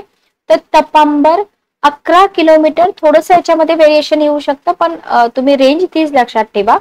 पृथ्वीच्या पृष्ठभागापासून 11 किलोमीटर उंचीपर्यंत वातावरणाच्या सर्वात खालचा जो थर आहे त्याला काय म्हटलं जातं, तपांबर म्हटलं जातं. पहिल्यांदा तर डिस्टन्स लक्षात ठेवायचं. ठीक आहे. सगळ्यात महत्वाचं, तपांबराची जी उंची आहे कशानुसार बदलते, अक्षवृत्तानुसार बदलते. ठीक आहे. ओके. विषुववृत्तावरती जर तुम्ही बघितलं तपांबराची उंची किती असते, 16 किलोमीटर. तर 45 अंश अक्षवृत्तावरती ही उंची 11 किलोमीटर, ध्रुवावरती 8 किलोमीटर. ठीक आहे. व्हेरी व्हेरी इम्पॉर्टंट लक्षात ठेवा. आता तपांबराच्या थरामध्ये काय होतं, जसजशी उंची वाढते तसतसं तापमान कमी कमी होत जातं. म्हणजे तापमानाचा सामान्य ऱ्हास दर जो आहे तो तुम्हाला तपांबरामध्ये दिसून येतो. आणि या थरामध्ये 160 मीटर उंचीला तापमान 1 अंश सेल्सिअसनं कमी होतं. याच्याशिवाय वातावरणाचा हा जो थर आहे तपांबर, इथं उष्णतेचं संक्रमण, वहन, अभिसरण, उत्सर्जन या तिन्ही अवस्थांद्वारे होत असलेलं दिसून येतं. Very very important. ठीक आहे. आणि तपांबराच्या या थरामध्ये ढग, वादळे, पाऊस, विजा चमकणे, मेघगर्जना असे सगळे आविष्कार तुम्हाला दिसून येतात. ओके. तपांबर आणि स्थितांबर यांना अलग करणाऱ्या 3 किलोमीटर जाडीचा जो थर आहे त्याला काय म्हटलं जातं, तपस्तंभी. इथं दाखवलेला आहे ट्रोपोस्पॉज. ठीक आहे. ओके. क्लिअर. लक्षात घ्या. आणि या ट्रोपोस्पॉजची सरासरी उंची 11 किलोमीटर इतकी असते. या विभागात हवेचं तापमान -56 अंश सेंटीग्रेड असून ते सगळीकडे सारखं असतं म्हणून याला तपस्तंभी असं म्हटलं जातं. याच्या बाहेर ट्रोपोस्फिअर वरती काहीही क्वेश्चन तुम्हाला विचारला तर तुम्हाला अवघड वाटणार नाही. म्हणजे याच्या बाहेर क्वेश्चन जातच नाही. ओके. आय होप तुम्हाला इथपर्यंत समजलं असेल. फक्त स्टेट बोर्डामधलं वाचून आपल्याला चालेल का, नाही. फक्त स्टेट बोर्डामधलं आपल्याला वाचून चालणार नाही. ठीक आहे. ओके. क्लिअर. चला पुढे जाऊया आपण. पुढचा पार्ट बघूया. तर इथे बघा, vertical structure of the atmosphere तुम्हाला दिलेला आहे. जिओग्राफी ऑप्शनल जीएस पेपर 1 मध्ये तुम्हाला हे वर्टिकल स्ट्रक्चर जे आहे ना, तर हे वर्टिकल स्ट्रक्चर आपल्याला इथं अभ्यासावं लागेल. ठीक आहे. ओके. क्लिअर. तर बघा, the atmosphere is divided into 4 isothermal layers और स्पेअर्स. ठीक आहे. ट्रोपोस्फिअर, स्ट्रॅटोस्फिअर, मेझोस्फिअर अँड थर्मोस्फिअर हे आपण बघितलं बरोबर. इच लेयर काय म्हटलंय, each layer is characterized by a uniform change in temperature with increasing altitude. Okay, हेही मी तुम्हाला सांगितलंय. In some layers there is an increase in temperature with altitude. इथं पुन्हा तुम्हाला other is decreases with increasing altitude. ठीक आहे. The top or boundary of each layer is denoted by a pause. हेही आपण बघितलेलं आहे. तर इथे बघा आपण सध्या बघितलेलं आहे ट्रोपोस्फिअर. इथं आपण ट्रोपोपॉज पण बघितलेला आहे. त्याच्यानंतर आहे स्ट्रॅटोस्फिअर, इथं स्ट्रॅटोपॉज आहे. Okay, clear. तर इथं तुम्हाला प्रेशर दिलेला आहे, इथं तुम्हाला अल्टिट्यूड दिलेला आहे. तर याच्यावरती तुम्हाला पुढं मेन्सला वगैरे क्वेश्चन येऊ शकतात. त्याच्यानंतर आहे स्थितांबर. इथं जर आपण बघितलं तर तपस्तब्दी आणि स्थितस्तब्दी यांच्यामध्ये असलेला जो वातावरणाचा थर आहे त्याला आपण म्हणतो स्थितांबर. ठीक आहे. ओके, काय म्हणतो, स्थितांबर. आता स्थितांबराचा हा जो थर आहे या थराचा विस्तार आहे 80 किलोमीटर पर्यंत. ओके, पण ऋतुमानानुसार आणि अक्षवृत्तानुसार या स्थितांबराचा विस्तार बदलत जातो, लक्षात ठेवा. ठीक आहे. उन्हाळ्यामध्ये स्थितांबराचा विस्तार हिवाळ्यापेक्षा जास्त असतो, तर विषुववृत्तावरती या थराचा विस्तार सर्वाधिक असून ध्रुवाकडे मात्र तो कमी कमी होत जातो. इथं उष्णतेचं संक्रमण होत नाही. Very very important. याच्याशिवाय हवेची हालचाल, आर्द्रता, मेघ, धुलीकण यांचा इथं तुम्हाला अभाव दिसतो. Okay, clear. आता इथं तुम्हाला वैश्विक तापमान वाढ, कॅन्सर, स्थितांबराची उंची 50 किलोमीटर असून त्याच्यावरती स्थितस्तब्दी ही स्थितांबराची वरची सीमा आहे. हेही तुम्ही इथं लक्षात ठेवा. तर इथं कशाचा अभाव आढळतो तेही तुम्हाला लक्षात ठेवायचं आहे. त्याच्यानंतर आहे आयनांबर. जर स्थितस्तब्दीपासून 500 किलोमीटर, इमेज मी तुम्हाला दाखवली. वातावरणाचा जो थर आहे त्याला आयनांबर म्हणतात. इथं मुक्त आयन असतात, ते विद्युत भारित असतात म्हणून या थराला आयनांबर म्हणतात. सूर्यापासून येणारी अतिनील किरण, अंतरिक्षातून येणाऱ्या अतिनील किरणांचं विकिरण होतं. वातावरणातील ऑक्सिजन आणि नायट्रोजन यांच्यामध्ये विद्युत भाराची क्रिया आणि प्रतिक्रिया होऊन यांची निर्मिती होते. ठीक आहे. वातावरणाचा हा जो थर आहे ना, तर इथं आयनाभोवती विद्युत चुंबकीय क्षेत्र निर्माण होतं आणि इथूनच विद्युत चुंबकीय लहरी निर्माण होतात. यालाच आपण म्हणतो रेडिओ लहरी परावर्तित करीत असल्यामुळे बिनतारी संदेश जे असतात ना याच्यामुळे पाठवणं शक्य होतं. आयनांबराची उंची लक्षात ठेवा, पृष्ठभागापासून 80 ते 500 आणि या थरात हवा विरळ असते. रेडिओ लहरी, रॉकेट उड्डाण या प्रयोगात या थराचा शोध आपल्याला लागलेला दिसून येतो. आता हा जो आयनांबर आहे ना याचे उपथर आहेत. 80 ते 86 किलोमीटर उंची दरम्यान डी थर आहे आणि या थरातून जर तुम्ही बघितलं, या डी थरातून बघा इथं तुम्हाला दिलेलं आहे. तर या डी थरातून काय होतं, रेडिओच्या दीर्घ लहरी परावर्तित होतात. ठीक आहे, लक्षात ठेवा. त्याच्यानंतर ई थर आहे 96 ते 140. तर याला केनिली हेविसाइड असं थर म्हटलं जातं. Very very important. इथं रेडिओच्या मध्यम लहरी तुम्हाला विचारलं जाऊ शकतं. आणि तिसऱ्या थराला अपल्टन किंवा यफ थर असं म्हणतात. त्याची उंची 144 ते 360 आहे. इथं लघु लहरी परावर्तित होतात. ठीक आहे. ओके, दीर्घ, मध्यम आणि लघु याच्यामध्ये तुम्हाला केनिली हेविसाइड लक्षात ठेवायचा आहे. Okay, clear. तर आय होप इथपर्यंत तुमचा हा जो पार्ट आहे हा पार्ट तुम्हाला समजला आहे असं मी कन्सिडर करते. त्याच्यानंतर आपण बघतोय बहिर्मंडल. ठीक आहे. पृथ्वीचा जो पृष्ठभाग आहे 500 ते 750 किलोमीटर आणि त्याच्या पलीकडे जो वातावरणाचा थर आहे त्याला म्हटलंय बहिर्मंडल. ठीक आहे. 1949 मध्ये लेमन स्पिट्झर यांनी बहिर्मंडल नाव सुचवलं. इथं ऑक्सिजन, हायड्रोजन, हेलियम हे मुक्तपणे वावरताना आढळतात. इथं अणूंची हालचाल ऊर्ध्वगामी होते. वातावरणामध्ये 2000 किलोमीटर उंचीपर्यंत न्यूट्रल कणांचा प्रभाव असतो. त्या पलीकडे मात्र इलेक्ट्रॉन आणि प्रोटॉन यांचं अस्तित्व तृण विद्युत भारित आणि धन विद्युत भारित असतात. म्हणजे चुंबकीय मंडल असं म्हटलं जातं. ठीक आहे. तर बहिर्मंडल थर जो आहे ना, तर या बहिर्मंडल थराबद्दल आपल्याला क्वेश्चन काय येऊ शकतात थोडंसं व्यवस्थित लक्षात ठेवा. तर ही सगळी वातावरणाची संरचना आपण बघितली. मुख्य 4 थर आपण बघितले. या प्रत्येक थराचा विस्तार, त्याच्या घटक आहे, त्याची वैशिष्ट्य आहे, त्याच्यावरती क्वेश्चन पडतो, लक्षात घ्या. आणि हे सगळं भिन्न भिन्न आहे. त्याच्यामुळे आपल्याला काय करावं लागणार आहे, वारंवार याची रिव्हिजन करावी लागणार आहे. ठीक आहे. Okay, clear. चला इथं बघा, इथं तुम्हाला ट्रोपोस्फिअर मध्ये काय दिसतं, ओझोन लेयर, स्ट्रॅटोस्फिअर आहे, थर्मोस्फिअर आहे, एक्झोस्फिअर आहे. ठीक आहे. तर हे आता आउटडेटेड झालेलं आहे, इतके क्वेश्चन त्याच्यावरती येत नाहीत. याच्यानंतर आपण बघतोय सौरशक्ती. बघा सूर्यमाला, त्याच्यानंतर पृथ्वीचं हीट बजेट, त्याच्यानंतर ग्रह यांच्याबद्दल कॉमन क्वेश्चन प्रिलिमला विचारले जातात.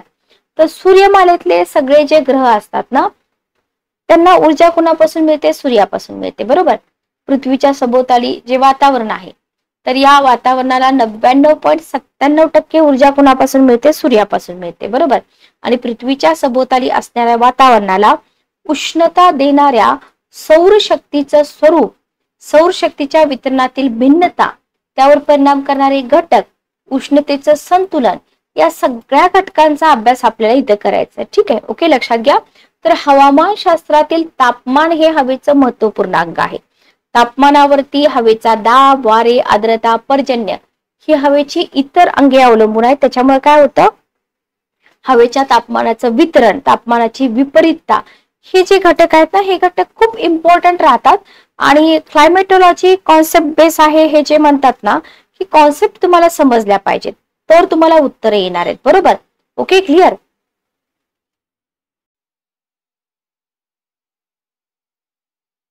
तर इथं आपल्याला पृथ्वीची जी उत्पत्ती आहे सूर्यापासून झालेली आहे. सूर्य पृथ्वीपेक्षा 100 पटीनं मोठा आहे. त्याच्या पृष्ठभागाचं तापमान 6000 अंश सेल्सिअस इतकं आहे. सूर्याच्या केंद्र भागाचं तापमान पृष्ठभागापेक्षा, लक्षात घ्या, 8000 पटीने अधिक आहे. सूर्य उष्णता देणारा मुख्य घटक आहे. हे सगळं आपल्याला माहित आहे, बरोबर. पण सूर्यापासून बाहेर पडणारी किती किंवा अत्यल्प सौरशक्ती पृथ्वीला मिळते? ठीक आहे. आता हे किती पर्सेंटेज, किती टक्के, किती भाग हे तुम्हाला नाहीत विचारणार. जो परफेक्ट पार्ट आहे जो विचारला जातो ते मी तुम्हाला सांगते. ठीक आहे. फॉर एक्झाम्पल, किती ऍब्सॉर्ब केली जाते वॉटर आणि लँड करून, किती ऍब्सॉर्ब केली जाते CO2, डस्ट आहे, बरोबर.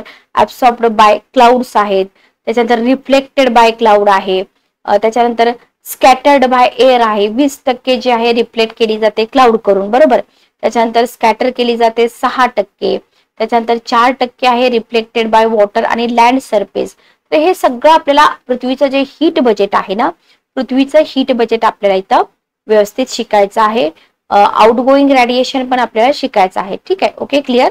चला, बघा, सूर्याच्या भूपृष्ठापासून सातत्यानं उत्सर्जित होणारी जी उष्णता आहे ना, त्याला आपण सौरशक्ती म्हणतो.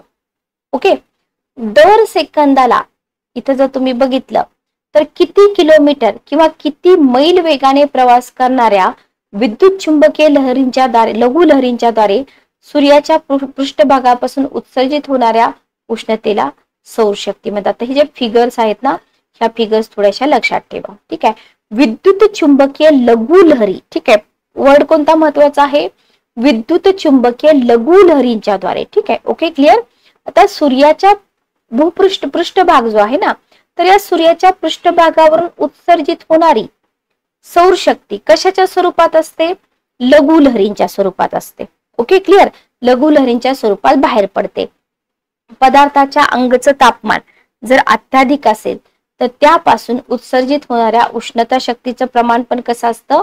अत्याधिक असतं. लक्षात घ्या, पदार्थाच्या अंगचं तापमान जर अत्याधिक असेल तर त्याच्यापासून उत्सर्जित होणारी उष्णता जी आहे ना, तर या उष्णता शक्तीचं प्रमाण सुद्धा कसं असतं? अत्याधिक असतं. सौरशक्ती हा हवामानाचा घटक आहे. लक्षात घ्या, सौरशक्ती हा हवामानाचा महत्वाचा घटक आहे आणि तापमान, वायुभार, वारे, वृष्टीवरती त्याचा परिणाम पण होतो. होतो का? होतो. सौरशक्तीमुळेच काय होतं? जलचक्र जे आहे ते जलचक्र कार्यरत राहतं, बरोबर. सजीवांच्या वाढीसाठी आवश्यक असणारी उष्णता सौरशक्तीमुळेच मिळते. सौरशक्ती मानवी कार्यक्षमता, स्वास्थ्य, रोग यांच्यावर पण परिणाम करते. ओके, तर तिथं विचार नाही करत बसायचा आपण, हे सगळं आपलं कंटेंट रेडी असलं पाहिजे, लक्षात ठेवा. क्लिअर. त्याच्यानंतर आपण पुढे जाऊया. बघा, सौर स्थिर पद किंवा सौर स्थिरांक काय आहे याच्यावरती क्वेश्चन आला होता. पृथ्वीची भूदवता ज्याला अल्बेडो म्हणतात त्याच्यावरती पण क्वेश्चन आला होता. आणि मग आपण पुढे बघणार आहोत सौरशक्ती वितरणावर परिणाम करणारे जे घटक आहेत त्याच्याबद्दल. ठीक आहे. बघा, सौर स्थिर पद किंवा सौर स्थिरांक आता इथे जर आपण बघितलं सूर्य आणि आपली पृथ्वी यांच्यामध्ये 15 कोटी अंतर आहे, त्याच्यामुळे पृथ्वीला फारच कमी सौरशक्ती मिळते. ठीक आहे. पृथ्वीवरील दर चौरस सेंटीमीटर क्षेत्रफळाच्या भागास प्रत्येक मिनिटाला सुमारे 1.94 कॅलरी म्हणजे सरासरी 2 कॅलरी उष्णता मिळते. बरोबर. आणि या उष्णतेला सौर स्थिरांक म्हणतात. लक्षात घ्या, पृथ्वीवरती दर चौरस सेंटीमीटर क्षेत्रफळाचा जो भाग आहे या भागास प्रत्येक मिनिटाला 1.94 कॅलरी उष्णता मिळते, याला सौर स्थिरांक म्हणतात. आणि सूर्यापासून मिळणाऱ्या या उष्णतेमध्ये वाढ किंवा घट होत नाही. लक्षात घ्या. तर उष्णतेचं हे प्रमाण सातत्याने टिकून असतं, म्हणून सौर स्थिर पद असंही म्हटलं जातं. तर 2 मार्काला क्वेश्चन आला तर आपल्याला हे 2 मार्क इथं मिळाले पाहिजेत. दर मिनिटाला पृथ्वीला मिळणाऱ्या सौरशक्तीचं प्रमाण जरी खूप कमी असलं तरी सुद्धा त्या उष्णतेमुळं आपल्या पृथ्वीवरती आवश्यक ते भौतिक बदल जे आहेत ना, तर ते भौतिक बदल घडून आलेले आपल्याला दिसून येतात. ठीक आहे. पृथ्वीची भूधवलता ऑब्लिक अल्बेडो. बघा, सूर्यानं उत्सर्जित केलेली आणि पृथ्वीच्या पृष्ठभागावर पडणारी परंतु पृथ्वीचा पृष्ठभाग न तापवता परावर्तित होणारी सौरशक्ती यांचं गुणोत्तर म्हणजे काय? पृथ्वीची भूधवलता आहे, असं लक्षात ठेवायचं आहे. सूर्य उत्सर्जित करत असलेली आणि पृथ्वीच्या पृष्ठभागावर पडणारी, पण याच्यामुळे पृथ्वीचा पृष्ठभाग तापतोय का? तापत नाहीये. ठीक आहे. न तापवता परावर्तित होते, याची जी सौरशक्ती याचं गुणोत्तर आहे याला आपण भूधवलता किंवा अल्बेडो म्हणतो. ठीक आहे. तर सर्वसाधारणपणे 35% सौरशक्ती परावर्तित केली जाते. ओके, यालाच पृथ्वीची भूधवलता असं म्हणतात. बघा, लक्षात घ्या, 35% सौरशक्ती परावर्तित केली जाते. ठीक आहे, यालाच पृथ्वीची भूधवलता असं म्हटलं जातं. Very very important. सौर स्थिर पद किंवा सौर स्थिरांक, पृथ्वीची भूधवलता oblique albedo. Okay, clear. Next बघा, आता इथे काय होतं, तुम्हाला विधान आणि कारण मध्ये क्वेश्चन येऊ शकतो की अक्षांशानुसार पृथ्वीच्या भूधवलतेमध्ये किंवा अल्बेडो मध्ये बदल होत जातो. ठीक आहे. ओके, का होत जातो? कमेंट बॉक्स मध्ये मला सांगा की का होत जातो. उष्णकटिबंधीय प्रदेशामध्ये भूधवलता 30% पर्यंत असते, ध्रुवीय प्रदेशामध्ये हेच प्रमाण 50% पर्यंत असते. रिझन मला कमेंट बॉक्स मध्ये सांगा. अक्षांशानुसार पृथ्वीच्या भूधवलतेमध्ये बदल होत जातो, पण का बदल होत जातो? ठीक आहे. ओके, त्याच्यानंतर आहे अफेक्टिंग ऑन इन्सोलेशन. आता इथे जर आपण बघितलं सौरशक्तीच्या वितरणावर परिणाम करणारे घटक, बघा, सूर्यापासून पृथ्वीला मिळणाऱ्या सौरशक्तीचं जे वितरण आहे ते सगळीकडे सारखं आहे का? नाही. आपण पाठीमागं पण बघितलं. मग सौरशक्तीच्या वितरणावर विविध घटकांचा परिणाम होतो. बरोबर आहे. याच्यातले प्रमुख घटक कोणते आहेत? सूर्यकिरणांचा भूपृष्ठाशी होणारा कोन. व्यवस्थित बघा, सौरशक्तीच्या वितरणावरती विविध घटकांचा परिणाम होतो. काही प्रमुख घटक तुम्हाला इथं दिलेत, जसं की सूर्यकिरणाचा भूपृष्ठाशी होणारा कोन आहे. ओके, त्याच्यानंतर आहे दिनमान आणि रात्रीमानाचा कालावधी. त्याच्यानंतर आहे, ओके, हे 2 पॉइंट आहेत इथे. ठीक आहे. ओके, तर बघा, पृथ्वीचा बाह्य आकार जो आहे ना वक्र आहे. बरोबर. आणि सूर्य स्थिर आहे. याच्यामुळे काय होतं, पृथ्वीवर पडणाऱ्या सूर्यकिरणांचा कोन सर्वत्र समान नसतो. जिथं सूर्यकिरण लंबरूप पडतात तिथं कमी जागा व्यापली जाते, त्याच्यामुळे सौरशक्ती जास्त मिळते. लंबरूप सूर्यकिरण वातावरणातून कमी प्रवास करत असल्यामुळे उष्णता वाया जाण्याचं प्रमाण कमी असतं. त्याच्यामुळे काय होतं, लंबरूप सूर्यकिरणामुळे सौरशक्ती जास्त मिळते. याच्या उलट तिरपी किरण जी असतात ना, भूपृष्ठाचा जास्त भाग व्यापतात, त्याच्यामुळे वातावरणाच्या जास्त भागातून प्रवास करतात, कमी सौरशक्ती मिळते. ध्रुवीय प्रदेशामध्ये सूर्यकिरण तिरपी पडतात, सौरशक्ती मिळण्याचं प्रमाण कसं असतं? कमी असतं. ठीक आहे. Okay, clear. बघा, इथं तुम्हाला दाखवलेलं आहे, लंबरूप किरण इथं पडतात विषुववृत्तावरती, उत्तर ध्रुवावरती तिरपी पडतात. लक्षात आलं. सूर्यकिरणांचा भूपृष्ठाशी होणारा कोन.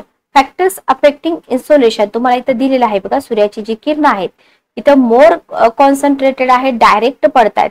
इथं सरफेस एरिया रिसिव्हिंग इन्सोलेशन दिलेलं आहे. ठीक आहे. Okay, clear. इथं मोर डिफ्यूज दिलेला आहे, इथं आणि इथंही. त्याच्यामुळे हा भाग जो आहे हा भाग आपल्याला shape of the earth spherical, आपल्या अर्थचा जो शेप आहे ना, त्याच्यामुळे हे जे असं घडतं हे आपल्याला इथं लक्षात ठेवायचं. ठीक आहे. क्लिअर? दिनमान आणि रात्रीमानाचा कालावधी बघा, पृथ्वीचं परिवलन परिभ्रमण याच्यावरती पाठीमागच्या एक्झाम मध्ये क्वेश्चन आला होता. साधे सिंपल क्वेश्चन येतात. तर पृथ्वीच्या परिभ्रमणामुळे काय होतं? परिभ्रमणामुळे पृथ्वीवर सगळीकडे दिवस आणि रात्र यांचा कालावधी सारखा नसतो. असतो का? नसतो. बघा कशामुळं? दिवस आणि रात्र कशामुळं? परिभ्रमणामुळे. ठीक आहे. 24 तासाच्या कालावधीत जर दिनमान कालावधी जास्त असेल तिथं सौरशक्ती मिळण्याचं प्रमाण जास्त असतं. बघा लक्षात घ्या, 24 तासाच्या कालावधीत जर दिनमान कालावधी जास्त असेल तिथं सौरशक्ती मिळण्याचं प्रमाण जास्त असतं. पण तो दिनमान लहान असेल आणि जर रात्रीमान मोठा असेल तर सौरशक्ती कशी मिळते? कमी होते. बघा दिवसा सूर्याची किरण येतात बरोबर, पण दिवसच लहान आहे तर सौरशक्ती कमी मिळणार. आणि दिवस रात्र यांच्या कालावधीत ऋतूनुसार पण आपल्याला फरक पडलेला दिसून येतो. Okay, clear? आय होप तुम्हाला इथपर्यंत समजलं असेल. त्याच्यानंतर आपण बघतोय वातावरणाचा परिणाम. बघा सौरशक्ती वातावरणातून पृथ्वीच्या पृष्ठभागाकडे येताना 3 क्रियांचा परिणाम होतो. ओके, सौरशक्ती वातावरणातून जेव्हा पृथ्वीच्या पृष्ठभागाकडे येते ना तर 3 क्रियांचा परिणाम होतो. याच्यावरतीच क्वेश्चन विचारला होता, विकिरण, परावर्तन आणि शोषण. तर वातावरणातील धूलिकणांचा आकार लहान असेल तर सूर्यकिरण अडवली जाऊन सौरशक्ती वातावरणात सर्वदूर फेकली जाते. ओके, याला काय म्हणतात? विकिरण म्हणतात. लक्षात घ्या, वातावरणातील धूलिकणांचा आकार लहान असेल तर सूर्यकिरण अडवली जातात, सौरशक्ती वातावरणात सर्वदूर फेकली जाते. या क्रियेला विकिरण असं म्हटलं जातं. ओके, विकिरणाचं प्रमाण जास्त असल्यास काय होतं? त्या ठिकाणी सौरशक्ती कमी मिळते. ओके, त्याच्यानंतर परावर्तन. बघा वातावरणातील धूलिकणांचा व्यास सौरशक्तीच्या लहरीपेक्षा मोठा असेल तर काय होतं? सूर्यकिरणाचं परावर्तन होतं बरोबर. सूर्यकिरण आकाशाकडे फेकली जातात आणि ही क्रिया जिथे जास्त होते त्या ठिकाणी ऑब्विसली सौरशक्ती कमी मिळणार आहे बरोबर. आणि शोषण, वातावरणातील विविध वायू, धूलिकण आणि बाष्प यांच्याद्वारे सौरशक्ती भूपृष्ठाकडे येताना शोषून घेतली जाते. त्याच्यामुळे वातावरणात शोषण क्रियेद्वारे बरीचशी सौरशक्ती खर्च होते. आणि शोषण क्रिया ज्या ठिकाणी जास्त होते तिथं सौरशक्ती कशी असते? कमी असते बरोबर. शोषण क्रिया ज्या ठिकाणी जास्त होते तिथं सौरशक्ती कमी मिळते. हे आपल्याला इथं व्यवस्थित समजून घ्यायचं आहे. Okay, clear?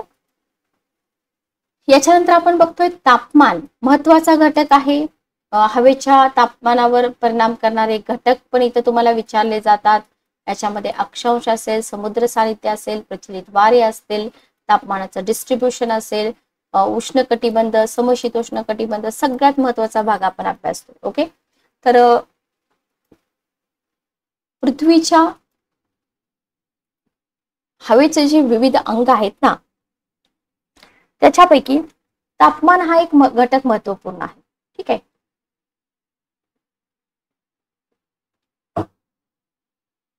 बघा विविध अंगापैकी तापमान हा घटक महत्वपूर्ण आहे. इतर अंगावरती म्हणजे वायुभार असेल, वारे असेल, वृष्टी असेल याच्यावरती परिणाम करतो म्हणून त्याला नियंत्रक घटक असं म्हणतात. हवेच्या विविध अंगापैकी नियंत्रक घटक कोणता? तापमान. का बरं नियंत्रक घटक? वायुभार, वारे, वृष्टी याच्यावरती परिणाम करतो. आणि सूर्यकिरणामुळे प्रत्यक्ष हवा तापते का? नाही तापत. आपण पाठीमागे बघितलं, पहिल्यांदा सौरशक्ती पृथ्वीच्या पृष्ठभागाला मिळते. त्याच्यानंतर काय होतं? भूपृष्ठापासून उत्सर्जित होणाऱ्या उष्णतेपासून वातावरणातील हवा बदलते. ठीक आहे, हवेचे भूपृष्ठालगतचे जे थर आहेत अगोदर तापतात आणि नंतर वरचे थर तापतात. म्हणजे आपण जर बघितलं इथं तर वातावरणात वहन, उत्सर्जन आणि अभिसरण या ज्या क्रिया, वातावरण कशाने तापतं? या 3 क्रियाद्वारे तापतं, वहन, उत्सर्जन आणि अभिसरण. पुन्हा एकदा रिपीट करते, वातावरण वहन, उत्सर्जन आणि अभिसरण या 3 क्रियांद्वारे तापवले जाते. ठीक आहे, ओके. तर हवेचं तापमान मोजण्यासाठी साधा तापमापक, कमाल आणि किमान तापमापक, तापमान लेखक या उपकरणांचा उपयोग केला जातो. कधी तर चुकून एखादा क्वेश्चन असा जीकेचा तुम्हाला विचारला जाऊ शकतो. जास्त तर असे क्वेश्चन एक्झाम मध्ये विचारले जात नाहीत. ठीक आहे, ओके, क्लिअर. तर हवेचं तापमान जे आहे ते अंश फॅरेनहाइट आणि अंश सेल्सिअस मध्ये मोजलं जातं. हवेच्या तापमानावरती हवेचा दाब, बाष्पीभवन, आर्द्रता, वारे, ढग, दृष्टी हे घटक अवलंबून असतात. लक्षात ठेवायचं आपल्याला की हवेच्या तापमानावरती कोणते घटक अवलंबून असतात. ठीक आहे, ओके, क्लिअर. याच्यानंतर सगळ्यात महत्वाचा भाग येतो की हवेच्या तापमानावर परिणाम करणारे घटक कोणते आहेत. बघा, पृथ्वीवर सगळीकडे हवेचं तापमान सारखं आहे का? नाही, बरोबर. कारण तापमानावर अनेक घटकांचा परिणाम होतो. ठीक आहे, तर परिणाम करणारे घटक कोणते आहेत? सगळ्यात महत्वाचा घटक आहे अक्षांश. ओके, त्याच्यानंतर आहे समुद्र सपाटीपासून उंची. त्याच्यानंतर आहे तिसरा घटक जर आपण इथं बघितला तर समुद्र सानिध्य. ठीक आहे, चौथा घटक प्रचलित वारे, पाचवा घटक समुद्र प्रवाह, सहावा घटक, 5 घटकच आहेत, 5 घटक आपल्याला अभ्यासायचे. ठीक आहे, ओके. तर पहिला घटक कोणता आहे? अक्षांश. समजून घ्या बरं का, याच्याभोवती खूप साऱ्या गोष्टी फिरतात. तर पृथ्वीवरील अक्षांशानुसार, सिंपल सेंटेन्स तुम्हाला एक्झाम मध्ये दिलेलं असतं की पृथ्वीवरील अक्षांशानुसार तापमान बदलत जातं. ओके, विषुववृत्तापासून उत्तर व दक्षिण ध्रुवाकडे तुम्ही जाताना तापमान कमी कमी होत जातं. कारण का? अक्षांशानुसार तापमान बदलतंय. रिझन का? पाठीमागे बघितलं आपण, विषुववृत्तीय प्रदेशात सूर्यकिरण लंबरूप पडतात, कमी जागा व्यापतात, सौरशक्ती जास्त मिळते, तापमान वाढतं, बरोबर. पण जसं तुम्ही विषुववृत्तापासून दोन्ही ध्रुवाकडे जाल तसं सूर्यकिरण तिरपी होतात, जागा जास्त व्यापतात, त्याच्यामुळे सौरशक्तीचं प्रमाण कमी असतं, त्याच्यामुळे कमी उष्णता मिळतं आणि हवेचं तापमान कमी होतं. तर अक्षांशाचा जो रोल आहे तो तुम्ही इथं व्यवस्थित लक्षात ठेवा. त्याच्यानंतर आहे समुद्र सपाटीपासून उंची. बघा, पृथ्वीला मिळणाऱ्या उष्णतेपासून काय होतं, हवा जी आहे ती खालून वरती तापते, त्याच्यामुळे समुद्र सपाटीलगत तापमान कसं असतं? जास्त असतं. समुद्र सपाटीपासून जसजसं तुम्ही उंच जाल तसतसं तापमान कमी होत जातं. सर्वसाधारणपणे 160 मीटर उंचीला 1 अंश सेंटीग्रेड तापमान कमी होतं. त्याच्यामुळं तुम्हाला वाई येथे तापमान जास्त आढळते, तर जास्त उंचीवरील महाबळेश्वर, पाचगणी इथे तापमान कमी आढळते, बरोबर. उंचीनुसार हवेचा दाब जो आहे तो कमी होतो, हवेचं प्रसरण होतं, तापमान कमी आढळतं. प्रेशर आणि टेम्परेचर मधला संबंध. ओके, तर इथं तुम्हाला समुद्र सपाटीपासून जसं तुम्ही उंच जाल, धुलीकण बाष्प वायूंचं प्रमाण कमी झालेलं असतं, म्हणजे इथं टेम्परेचर आपल्याला कमी झालेलं दिसून येते. तर समुद्र सपाटीपासून उंची हाही घटक परिणाम करतो. इथं तुम्हाला दिलेलं आहे बघा, उंची मीटर मध्ये आणि तापमान अंश सेल्सिअस मध्ये. ठीक आहे, ओके, क्लिअर. त्याच्यानंतर आहे समुद्र सानिध्य. बघा, समुद्राच्या सानिध्याचा परिणाम हवेच्या तापमानावर होतो का? होतो. समुद्रालगत हवेचं तापमान कमी असतं, तुम्ही समुद्रापासून जसं दूर जाल तापमान वाढतं. का होतं असं? पाणी उशिरा तापत असल्यामुळे दिवसा तापमान कमी असतं, पाणी सावकाश थंड होत असल्यामुळे रात्रीचं तापमान फारसं कमी होऊ शकत नाही, बरोबर.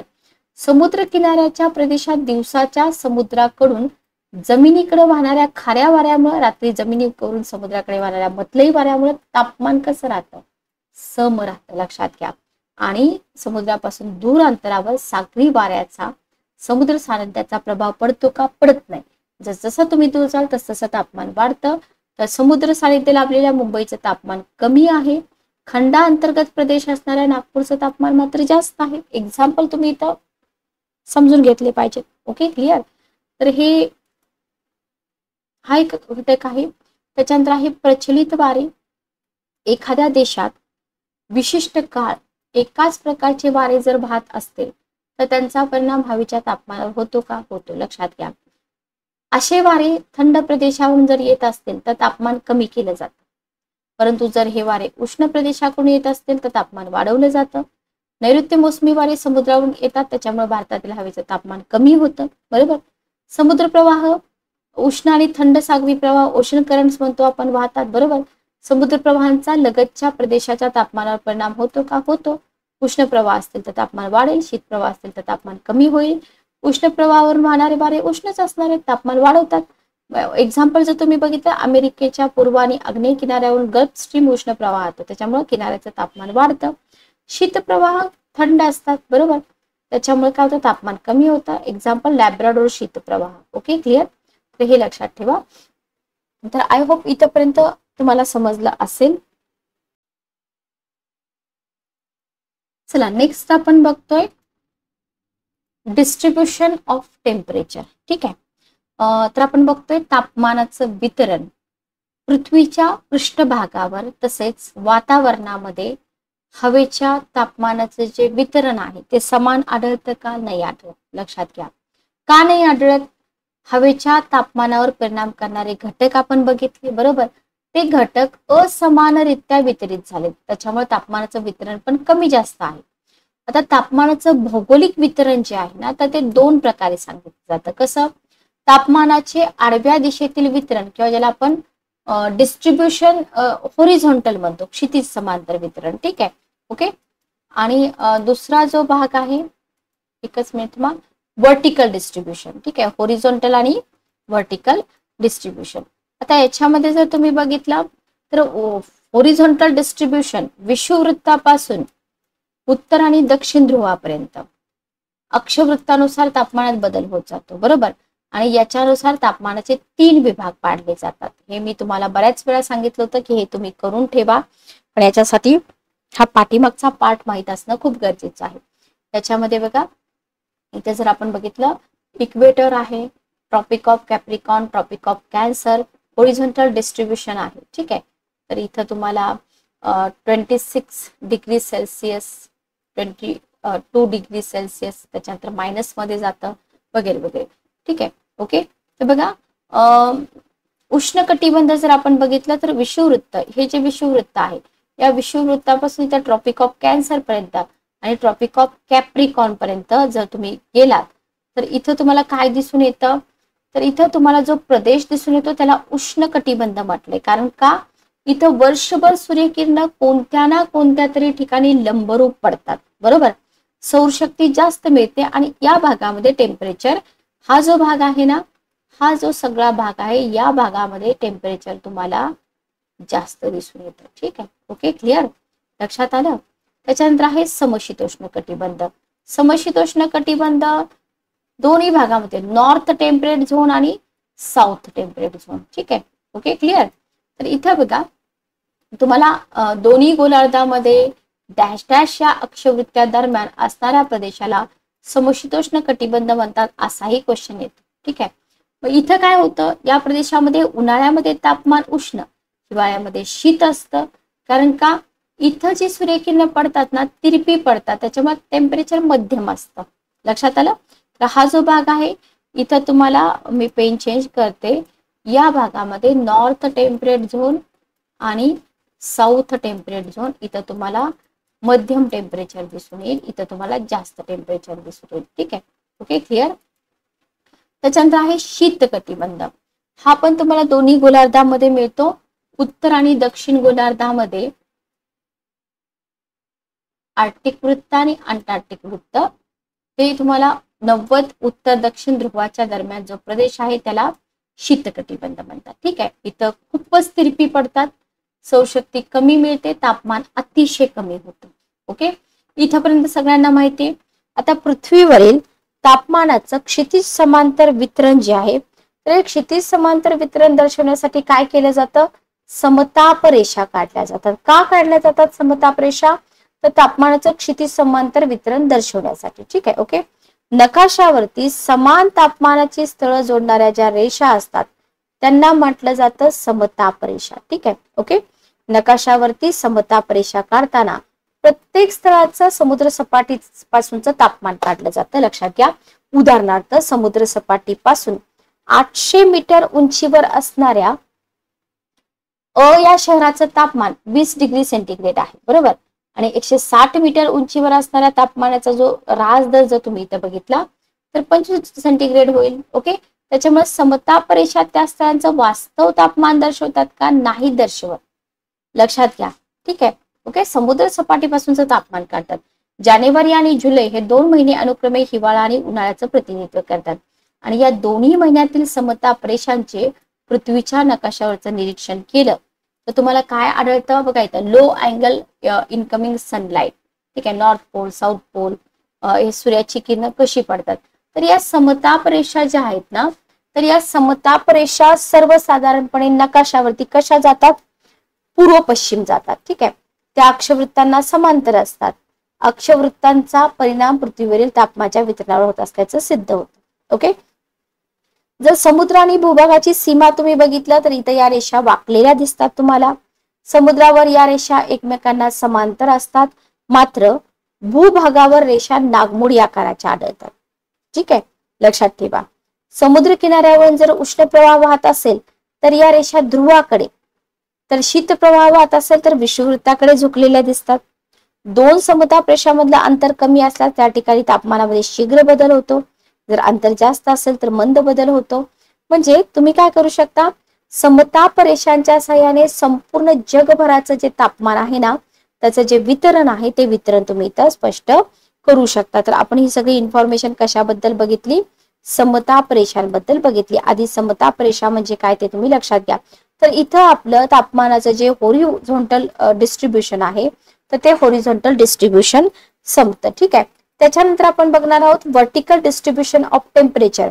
आता इथे जर आपण बघितलं, सौर शक्ती पृथ्वी पृष्ठाला मिळाल्यानंतर पृथ्वीच्या भूपृष्ठापासून उष्णतेचं उत्सर्जन होतं सुरू.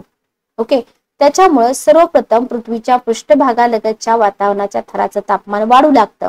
त्याच्यानंतर वातावरणाचे थर वहन, उत्सर्जन, अभिसरण क्रियेद्वारा तापवले जातात. हे आपण बघितलं, बरोबर. Okay, clear. आता इथं तुम्हाला हे पाठीमागं मी हे सगळं तुम्हाला एक्सप्लेन केलं होतं. तर इथं काय होतं, वातावरणीय तापमानाचं विविध निरीक्षणं जी आहेत ना, तर ती निरीक्षणावरनं काय आढळतं की तुम्ही समुद्र सपाटीपासून जसं जसं उंच जाता तापमान कमी होतं. 160 मीटर उंचीला 1 सेंटीग्रेड, बरोबर. उंचीनुसार तापमान कमी होण्याचा दर व ऱ्हास दर म्हटलं जातं. ऋतुमानानुसार तापमान कमी होण्याचा दर थोडाफार बदलतो. 160 मीटर उंचीला 1.1 सेंटीग्रेड तापमान कमी होतं, उन्हाळ्यामध्ये 0.8 कमी होतं, बरोबर. उंचीनुसार तापमान कमी होण्याची रिझन काय आहेत बघा, कारण का वातावरण, पहिलं रिझन वातावरण प्रत्यक्ष सूर्यकिरणापासून तापत नाही, बरोबर.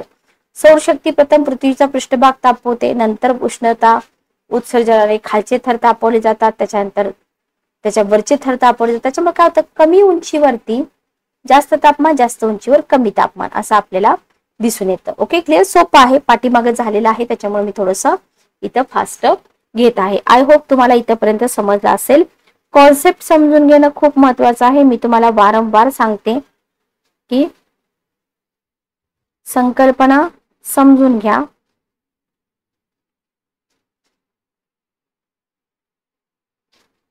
ठीक आहे.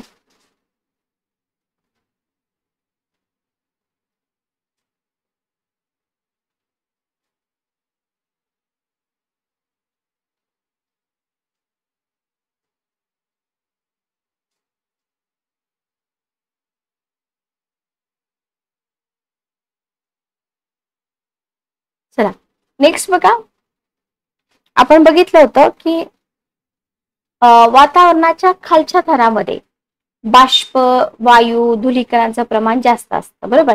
त्याच्यामुळे काय होतं, भूपृष्ठाकडून किंवा भूपृष्ठापासून उत्सर्जित होणारी उष्णता काय होते, या घटकापासून शोषली जाते. त्याच्यामुळे तापमान जास्त असतं. मग वातावरणाचा वरचा थर बाष्प, वायू, धुलीकण कमी असतात, परिणामी काय होतं, तापमान कमी होतं, बरोबर.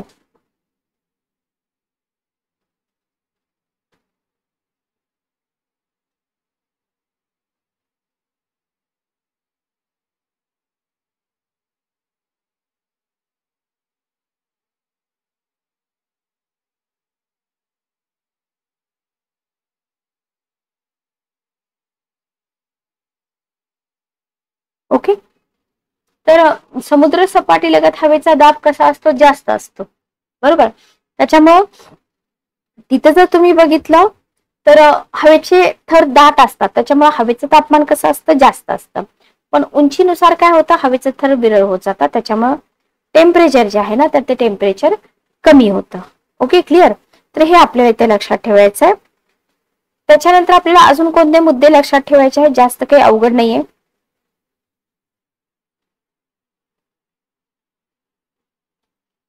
वातावरणाची विपरीतता. ठीक आहे, याच्यावरती एखादा क्वेश्चन तुम्हाला बनवू शकतो.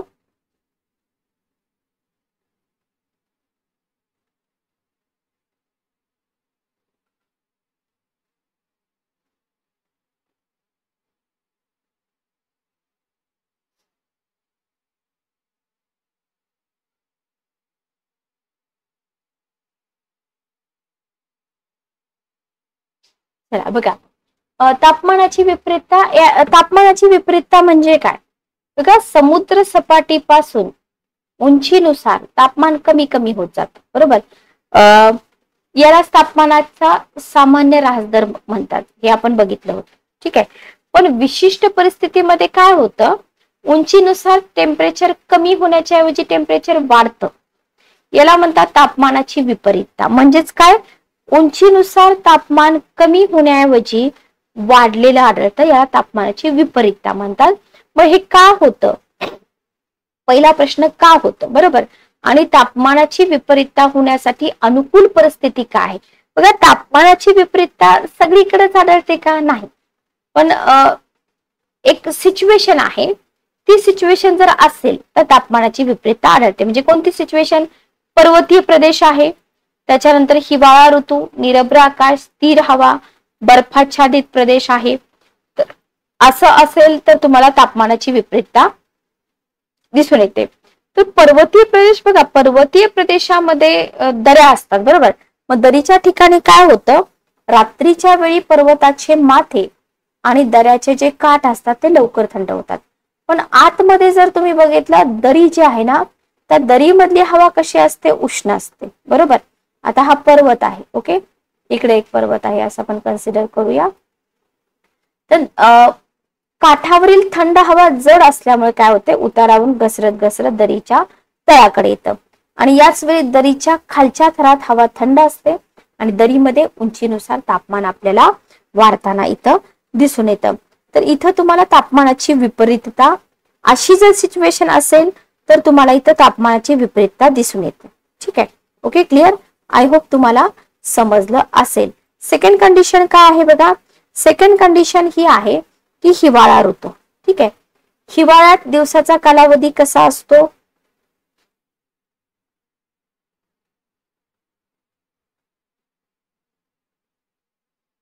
बघा, हिवाळ्यामध्ये दिवसाचा कालावधी जो आहे ना तो लहान असतो, बरोबर. रात्र कशी असते, रात्र मोठी असते. ओके, तर हिवाळ्यामध्ये दिवसाचा कालावधी लहान असतो, रात्र मोठी असते. हिवाळ्यामध्ये रात्रिमानाचा कालावधी मोठा असल्यामुळे भूपृष्ठापासून उष्णतेच्या उत्सर्जनासाठी दीर्घ कालावधी मिळतो, बरोबर. त्याच्यामुळे जमीन थंड होते, त्या लगेचच्या हवेचे थर थंड होतात, पण त्याच्या वरच्या थरात अजून भूपृष्ठाकडून उत्सर्जित झालेली उष्णता तशीच टिकून राहिलेली असते. आणि अशा ठिकाणी आपल्याला तापमानाची जी विपरीतता आहे ना, तर ती विपरीतता आढळते. ठीक आहे, ओके, लक्षात घ्या. तर हे सगळं एकदा वाचलंय आणि लक्षात राहील असं होईल का, नाही. तुम्हाला या गोष्टी वारंवार वाचाव्या लागतील, तर तुम्हाला कुठं याच्या कॉन्सेप्ट आहेत त्या कॉन्सेप्ट समजतील. आणि फक्त समजून चालणार आहे का, नाही, तुम्हाला लक्षात पण ठेवावे लागतील. ठीक आहे, ओके, क्लिअर.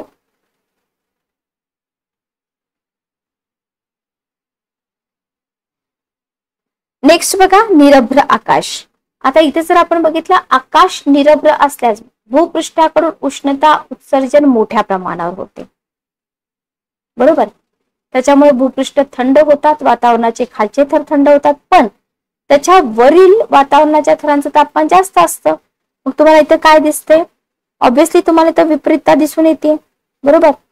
Okay, clear.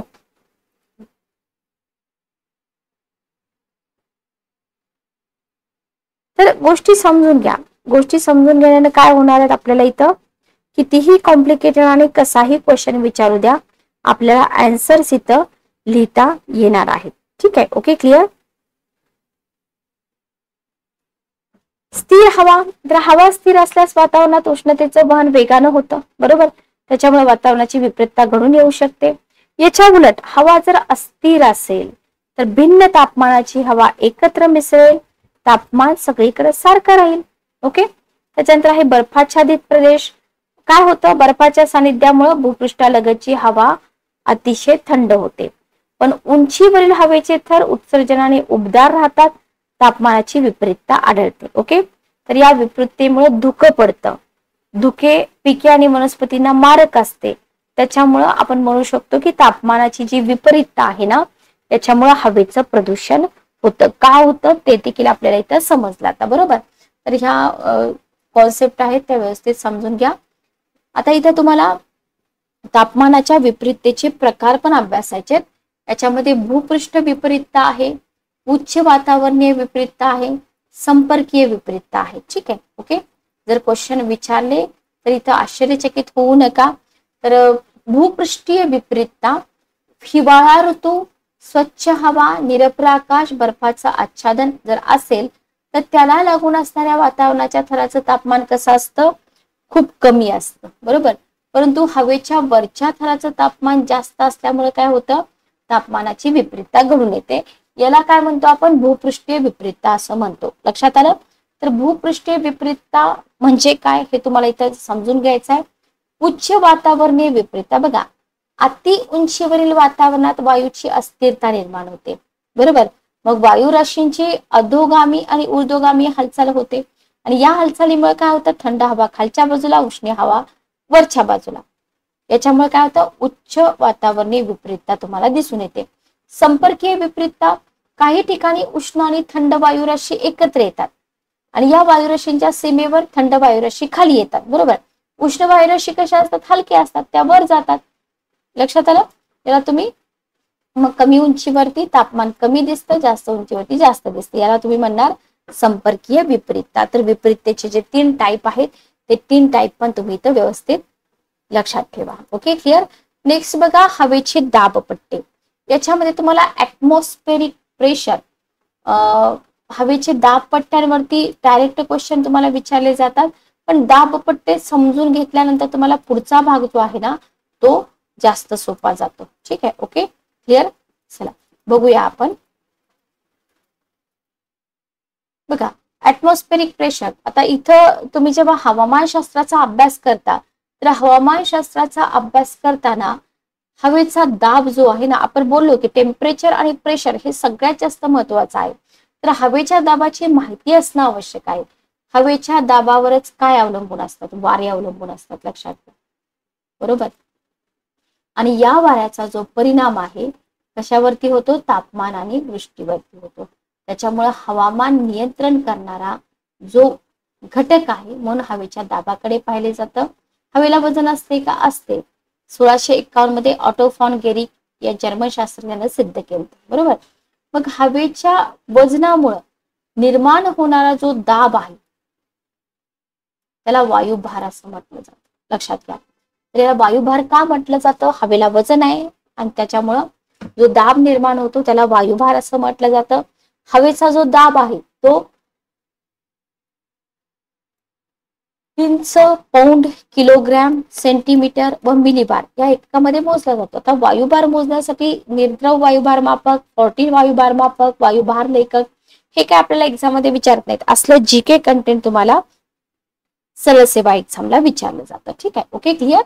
तर हे इथपर्यंत समजलं. आता इथे तुम्हाला एअर हे जे high pressure, low pressure zone आहेत हे मी तुम्हाला डायग्राम नंतर एक्सप्लेन करेल. अगोदर बघून घ्या की हवेचा दाब जो आहे ना तर तो हवेचा दाब नियंत्रित करणारे घटक कोणते आहेत. आपण बघितलं की पृथ्वीच्या पृष्ठभागावर हवेचा दाब सगळीकडे सारखा आहे का? नाही, बरोबर. माणसाच्या डोक्यावर सर्वसाधारणपणे 125 किलोग्रॅम हवेचा दाब असतो. ओके, 45 डिग्री अक्षवृत्तावरती समुद्र सपाटीला हवेचा दाब 29.92 इंच किंवा 760 मिलीमीटर ऑब्लिक 1013 मिलीबार काही विचारू शकतात तुम्हाला. ठीक आहे, म्हणजे कोणत्याही कॉन्फिगरेशन मध्ये विचारू शकतात. हवेचा जो दाब असतो ना, विधान आणि कारण मध्ये क्वेश्चन विचारू शकतात की हवेचा दाब स्थल आणि काल सापेक्ष बदलतो. का बदलतो? कारण तापमान, समुद्र सपाटीपासूनची उंची असेल, त्याच्यानंतर हवेतील बाष्पाचं प्रमाण आहे, पृथ्वीचं परिवलन, गुरुत्वाकर्षण शक्ती आहे, त्याच्यानंतर तुम्हाला हे जे घटक आहेत हे घटकांचा परिणाम होतो. म्हणून आपण म्हणतो की हवेचा दाब स्थल आणि कालसापेक्ष बदलतो, बरोबर. टेम्परेचर बघा, पदार्थाचं तापमान वाढल्यास काय होतं? जर तापमान वाढलं तर प्रसरण होतं आणि या नियमानुसार हवेचं तापमान जर वाढलं तर ते प्रसरण पावते, बरोबर. त्याच्यामुळे हवा विरळ होते, हवेचा दाब कमी होतो आणि जर हवा प्रसरण पावली तर जवळची हवा दाबली जाते, आकुंचन पावते. त्याच्यामुळे कमी दाबाच्या प्रदेशाजवळ जास्त दाबाचे प्रदेश निर्माण होतात. यालाच काय म्हटलं जातं? तापीय नियंत्रण असं म्हटलं जातं. ठीक आहे, याच्यावरती क्वेश्चन पडू शकतो, तापीय नियंत्रण. याच्या उलट हवेचं तापमान कमी होत गेल्यास हवा आकुंचित पावते आणि हवा दाट होऊन हवेचा दाब जो आहे ना तो दाब आपल्याला वाढलेला दिसून येतो. लक्षात आलं? क्लिअर? तर इथं तुम्हाला पहिला जो घटक आहे दाबावर परिणाम करणारा तो समजला असं मी कन्सिडर करते. ठीक आहे.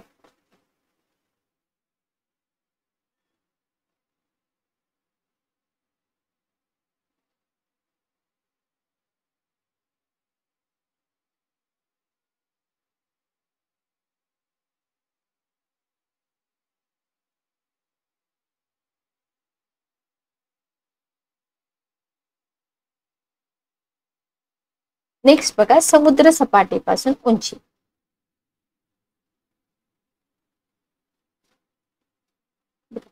याच्यामध्ये जर आपण बघितलं तर भूपृष्ठापासून जसं उंच जावं तसं हवेची जी घनता आहे ही घनता काय होते?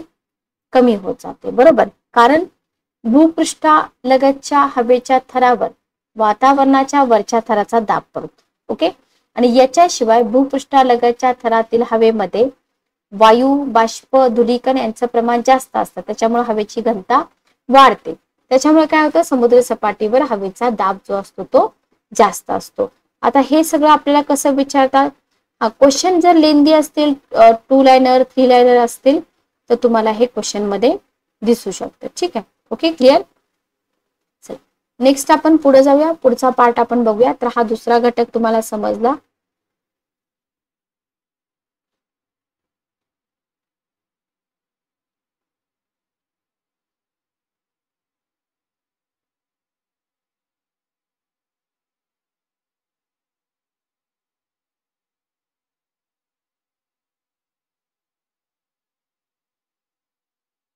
बघा,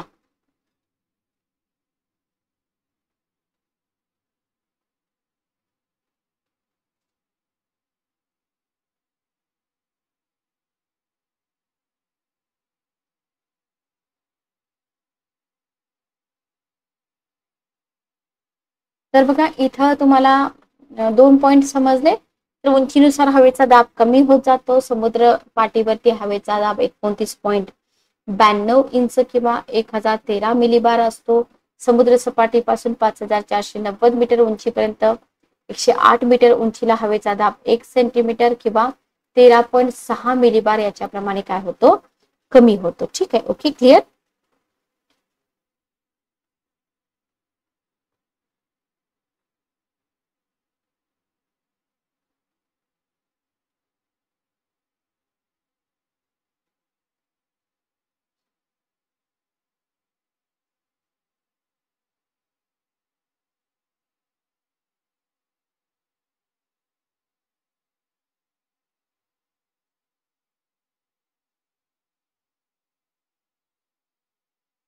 नेक्स्ट बघा, हवेतील बाष्पाचं प्रमाण. बघा, कोरड्या हवेचं वजन कसं असतं? बाष्पयुक्त हवेपेक्षा जास्त असतं. बरोबर? त्याच्यामुळे काय होतं? कोरड्या हवेचा दाब बाष्पयुक्त हवेपेक्षा कसा असतो? जास्त असतो. त्याच्यामुळे आपण म्हणू शकतो की हवेत बाष्पाचं प्रमाण वाढत गेलं हवेचा दाब जो आहे ना कमी होतो. असे सेंटेन्स आपल्याला विधान आणि कारण मध्ये विचारतात. पृथ्वीचं परिवलन आणि गुरुत्वाकर्षण शक्ती. बघा, पृथ्वीचं परिवलन आणि गुरुत्वाकर्षण शक्तीमुळे काय होतं? हवेचा दाब उंचीनुसार कमी होत जातो. बरोबर? लक्षात ठेवा बरं का हे सेंटेन्स. समुद्र सपाटीचा प्रदेश पृथ्वीच्या केंद्राजवळ आहे. त्याच्यामुळं त्या ठिकाणच्या हवेवर गुरुत्वाकर्षण शक्तीचा प्रभाव जास्त असतो. त्याच्यामुळे काय होतं? दाब वाढतो. आणि समुद्र सपाटीपासून उंच ठिकाणी अंतर वाढल्यामुळे काय होतं? गुरुत्वाकर्षण शक्तीचा प्रभाव कमी होतो. बरोबर? म्हणूनच माउंट एव्हरेस्ट सारख्या उंच पर्वत शिखरावर हवेचा दाब कसा असतो? कमी असतो. आणि पृथ्वीच्या परिवलनामुळे केंद्रोत्सारी प्रेरणा निर्माण होतात आणि हवेमध्ये संघर्ष निर्माण होतो आणि त्याच्यामुळे काय होतं? हवेचा दाब जो आहे तो कमी झालेला आपल्याला इथं दिसून येतो. ठीक आहे. ओके, म्हणजे उंचीनुसार हवेचा दाब कमी होत जातो.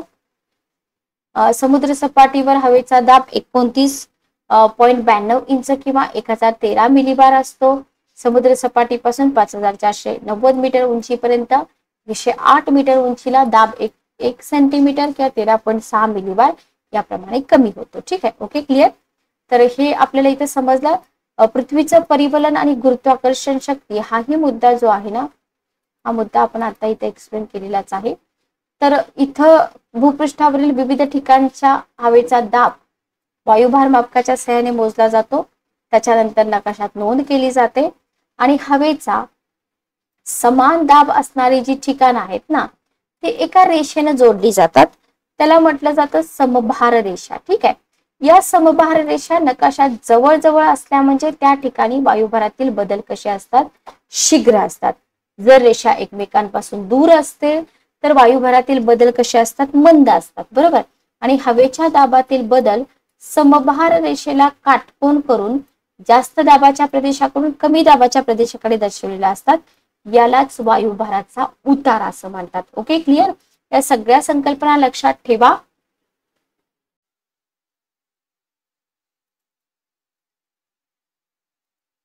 तर नेक्स्ट पार्ट आपण इथं बघतोय, जे आपले प्रेशर बेल्ट असतात ना, तर ते प्रेशर बेल्ट कसे तयार होतात. ठीक आहे. ओके. आपण आतापर्यंत टेम्परेचर आणि टेम्परेचरशी रिलेटेड बाकीचे सगळे मुद्दे अभ्यासलेले आहेत. याच्यानंतर इथं आपल्याला बघायचं हवेच्या दाबपट्ट्यांची निर्मिती. ठीक आहे. बघा, पृथ्वीच्या तापमानावर अक्षवृत्तांचा परिणाम झालेला आहे. ओके, बरोबर.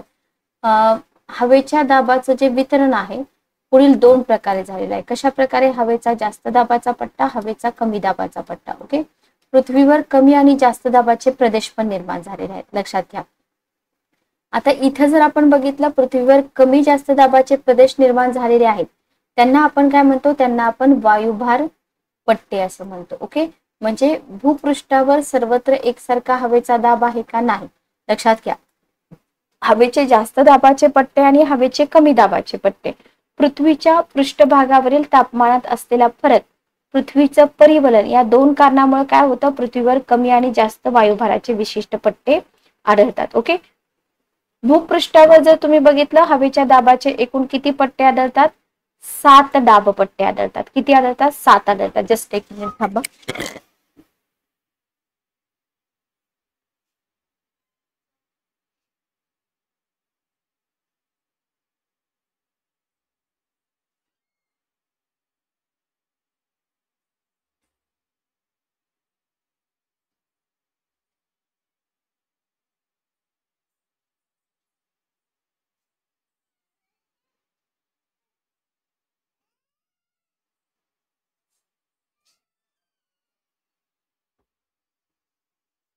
तर बघा, इथं आपण बघतो, तर जे प्रेशर बेल्ट आहेत ना, तर ते प्रेशर बेल्ट किती आढळतात? 7 आढळतात. बरोबर. याच्यापैकी 4 पट्टे जे आहेत ना, तर ते 4 पट्टे जास्त दाबाचे आहेत, 3 पट्टे कमी दाबाचे आहेत. म्हणजे पृथ्वीवरील हवेचे दाब पट्टे आणि त्यांची निर्मिती जर बघितली आपल्याला, तर थोडस किचकट आहे प्रेशर बेल्ट.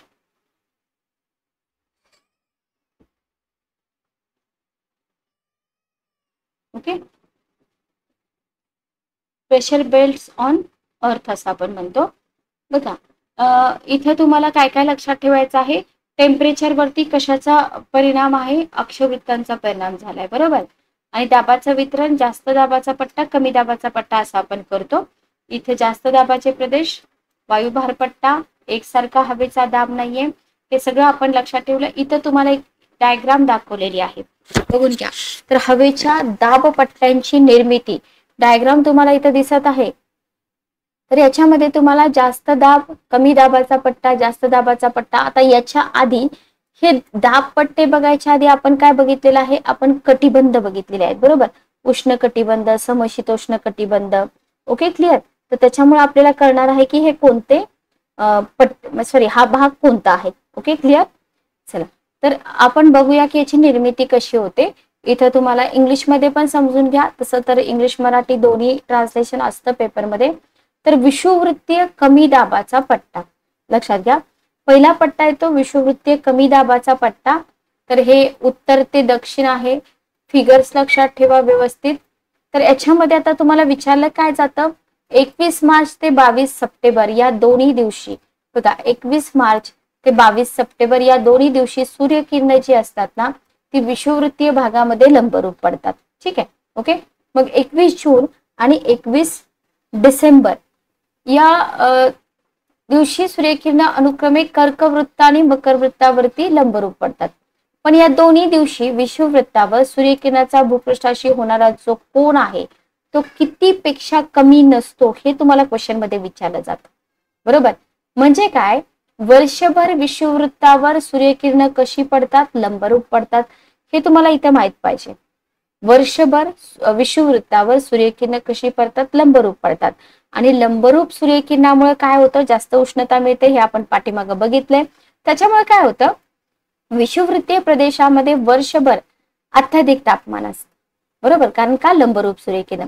त्याच्यामुळे भूपृष्ठाच्या संपर्कात जी हवा आहे तर ती हवा एकसारखी तापते, लक्षात घ्या. आणि तापलेली जी हवा आहे प्रसरण पावते, प्रसरण पावून हलकी होते आणि वर जाते.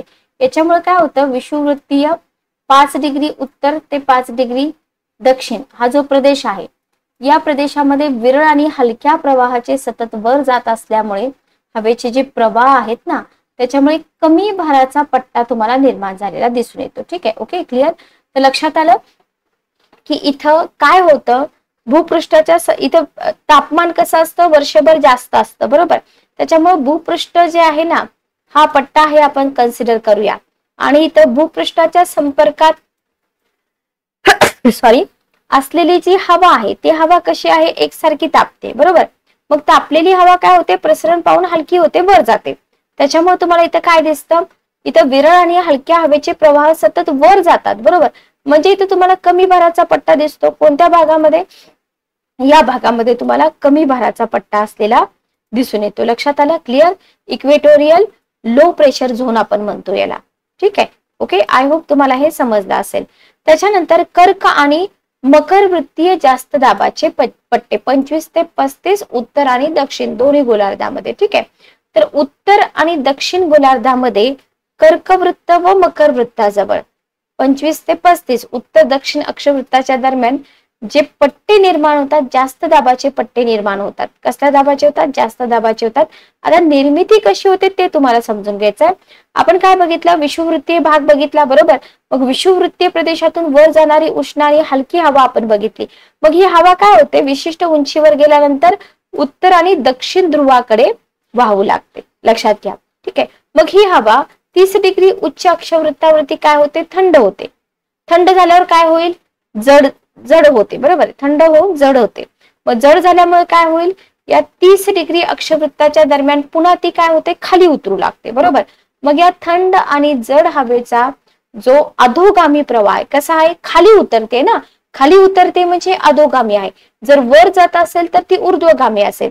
तर हे अधोगामी प्रवाह आहे ना, तर या अधोगामी प्रवाहामुळे खालील हवा जी आहे ती दाबली जाऊन जास्त दाबाचा पट्टा निर्माण होतो. लक्षात घ्या, ही जी हवा आहे ना, तर ही अधोगामी प्रवाहामुळे खालील हवा दाबली जाऊन जास्त दाबाचा पट्टा निर्माण होतो आणि पृथ्वीच्या परिवलन गतीमुळे, लक्षात घ्या, उत्तर आणि दक्षिण ध्रुवाजवळील हवा काय करते, दूर जाण्याचा प्रयत्न करते. लक्षात घ्या, कशामुळे, परिवलन गती, परिभ्रमण नाही.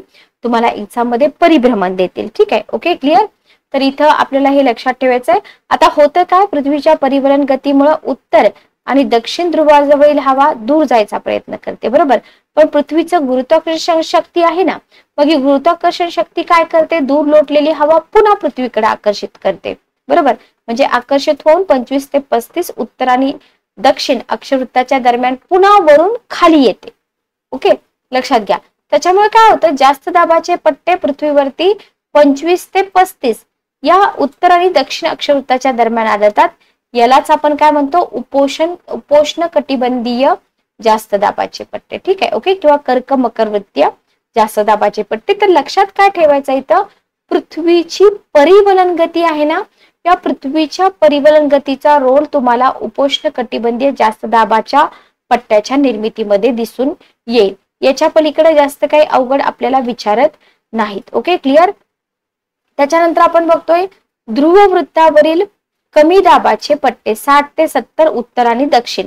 बघा, दोन्ही गोलार्धातील 60 ते 70 अक्षवृत्ताच्या दरम्यान कमी दाबाचा पट्टा निर्माण होतो. ओके, आणि या पट्ट्याच्या प्रदेशात तापमान कमी असून सुद्धा हवेचा दाब कसा आहे, कमी आहे. समजून घ्या, दोन्ही गोलार्धामध्ये 60 ते 70 अक्षवृत्ताच्या दरम्यान कमी दाबाचा पट्टा निर्माण होतो. ठीक आहे, आता इथं टेम्परेचर कमी आहे म्हटल्यानंतर प्रेशर जास्त पाहिजे की नाही, पण इथं टेम्परेचर कमी असून सुद्धा प्रेशर कसं आहे, कमीच आहे. कर्क आणि मकर वृत्तीय प्रदेशामध्ये हवेचा दाब जास्त आहे, बरोबर, आणि ध्रुवीय प्रदेशात पण हवेचा दाब जास्त आहे, लक्षात घ्या. त्याच्यामुळे या दोन जास्त दाबाच्या प्रदेशादरम्यान कसला पट्टा निर्माण व्हायला पाहिजे, कमी दाबाचा पट्टा निर्माण होणं स्वाभाविक आहे, बरोबर, लक्षात घ्या. पृथ्वीच्या स्वांग परिभ्रमण गतीमुळे काय होतं, 60 ते 70 अक्षवृत्ताच्या दरम्यानची हवा जी आहे ती बाहेर फेकली जाते. याच्यामुळे हवा विरळ होते आणि कमी दाबाचा पट्टा जो आहे ना, तो कमी दाबाचा पट्टा इथं आपल्याला निर्माण झालेला दिसून येतो. Okay, clear. मग पृथ्वीच्या या प्रदेशात अनेक उष्ण सागरी प्रवाह आहेत. कोणत्या प्रदेशामध्ये, या प्रदेशामध्ये 60 ते 70. ठीक आहे. मग उष्ण सागरी प्रवाह असल्यामुळे अनेक कमी दाबाची केंद्र जी आहेत ना, ती कुठे निर्माण झालेली असणार, मग सागरी प्रदेशामध्ये, बरोबर. आणि या कमी दाबाच्या पट्ट्याला उपध्रुवीय कमी दाबाचे पट्टे असं म्हटलं जातं. काय म्हटलं जातं, उपध्रुवीय कमी दाबाचे पट्टे. ओके, आय होप तुम्हाला इथपर्यंत समजलं असेल. तर इथं लक्षात घ्यायसारखी गोष्ट काय आहे, कमी दाबाचा पट्टा, तापमान कमी आहे, तापमान कमी असून पण हवेचा दाब कमी आहे. हवेचा दाब जर तुम्हाला बघितलं तर कर्क मकर वृत्तीय प्रदेशामध्ये हवाचा दाब कसा असतो, जास्त असतो, बरोबर.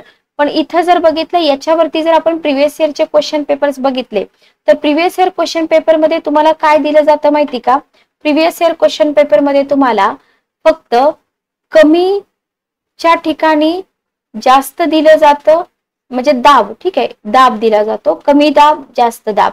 म्हणजे जिथं सेंटेन्स बनतं की कर्क आणि मकर वृत्तीय प्रदेशात हवेचा दाब जास्त आहे, इथं काय करतात, जास्तच्या ठिकाणी कमी टाकतात. म्हणजे ही संकल्पना जी आहे ना, ही संकल्पना तुम्हाला कितपत क्लिअर आहे हे बघायसाठी अशा प्रकारचं कन्फ्युजन केलं जातं. ठीक आहे. एक हा आपला पार्ट संपल्यानंतर तुम्हाला प्रिव्हियस इयर क्वेश्चन पेपर याच्यावरती कसे विचारले ते आपण बघूया. त्याच्यानंतर बघा स्वांग परिभ्रमण गती. आता हे स्वांग परिभ्रमण गती काय आहे ते मी 2 मिनिटात तुम्हाला एक्सप्लेन करते. जर तुम्ही इयत्ता 6वीचं पुस्तक काढलं ना, तर या स्वांग परिभ्रमण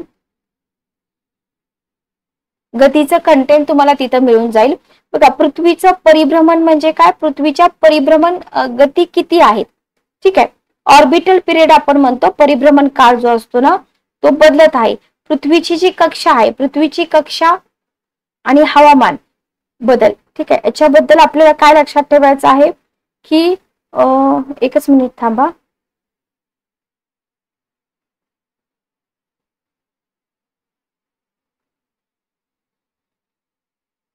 बघा, तर याच्यामध्ये तुम्हाला पृथ्वीचे परिभ्रमण, स्वांग परिभ्रमण या 2 डेफिनेशन लक्षात ठेवायचे आहेत. आणि हे जे आपण प्रेशर बेल्ट बघतोय याच्यामध्ये पहिला प्रेशर बेल्ट आपण बघितला, विषुववृत्तीय कमी दाबाचा पट्टा. इथं तुम्हाला पृथ्वीचं परिवलन परिभ्रमणाचा काही संबंध दिसतो का, नाही दिसत. सेकंड आपण बघितला उपोष्ण कटिबंधीय, इथं तुम्हाला पृथ्वीच्या परिवलन गतीचा रोल दिसतोय. त्याच्यानंतर आपण बघतोय उपध्रुवीय कमी दाबाचा पट्टा, इथं तुम्हाला स्वांग परिभ्रमणाचा रोल दिसतोय, ठीक आहे. आणि चौथा जो पट्टा आहे ध्रुवीय जास्त दाबाचा पट्टा, हा तुम्हाला दोन्ही गोलार्धामध्ये दिसतो. इथं पण तुम्हाला स्वांग परिभ्रमणाचा जो वेग आहे, पृथ्वीच्या स्वांग परिभ्रमणाचा वेग 0 असल्यामुळं हवा कशी असते, स्थिर असते, ठीक आहे. हवा स्थिर असते म्हणजे काय होतं, हवेची जी हालचाल आहे ना ती कोणत्याच दिशेने होत नाही. ओके. आणि आता हा ध्रुवीय पट्टा म्हणतोय आपण, अतिथंड हवामान आहे, हवेचा जास्त दाबाचा पट्टा इथं निर्माण झालेला आपल्याला दिसतो. आणि हे जे सगळे रिझन आहेत ना, ह्या सगळ्या रिझनमुळे काय होतं, पृथ्वीच्या हवेच्या कमी जास्त दाबाचे जे पट्टे आहेत ना त्यांची निर्मिती झालेली आपल्याला इथं दिसून येते. Okay, clear. तर हे 4 जे प्रेशर बेल्ट्स आहेत, प्रेशर बेल्टचं जे कंटेंट आहे ते तुम्ही इथं व्यवस्थित लक्षात ठेवा. क्लिअर. चला नेक्स्ट आपण पुढे बघूया. प्रेशर बेल्ट वरचे क्वेश्चन मी 1 मिनिट तुम्हाला सांगते.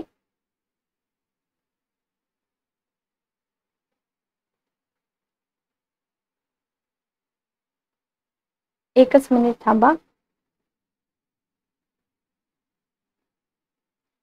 आता इथे काय होतं माहिती का, तुम्हाला ईशान्येकडील व्यापारी वारे कोणत्या पट्ट्यातून जातात वगैरे असे क्वेश्चन येतात.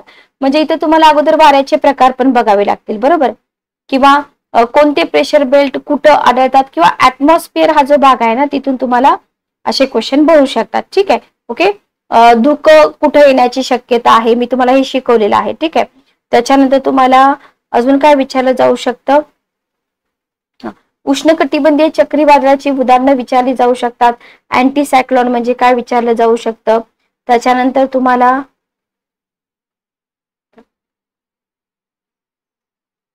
अशा प्रकारचे जे क्वेश्चन आहेत ना प्रेशर बेल्टशी रिलेटेड विचारले जातात. आणि अजून एक क्वेश्चनचा टाइप बनतो म्हणजे प्रेशर बेल्ट आणि हे जे वाऱ्यांचे प्रकार आपण शिकतोय ना, तर हे दोन्ही मिळून क्वेश्चन विचारतात, लक्षात घ्या. ठीक आहे, ओके, क्लिअर. तर इथे आपण वाऱ्याचे प्रकार बघूया. पृथ्वीच्या पृष्ठभागावरती टेम्परेचर आपण बघितलं, प्रेशर आपण बघितलं. तर टेम्परेचर सगळीकडे सारखं आहे का? सारखं नाहीये.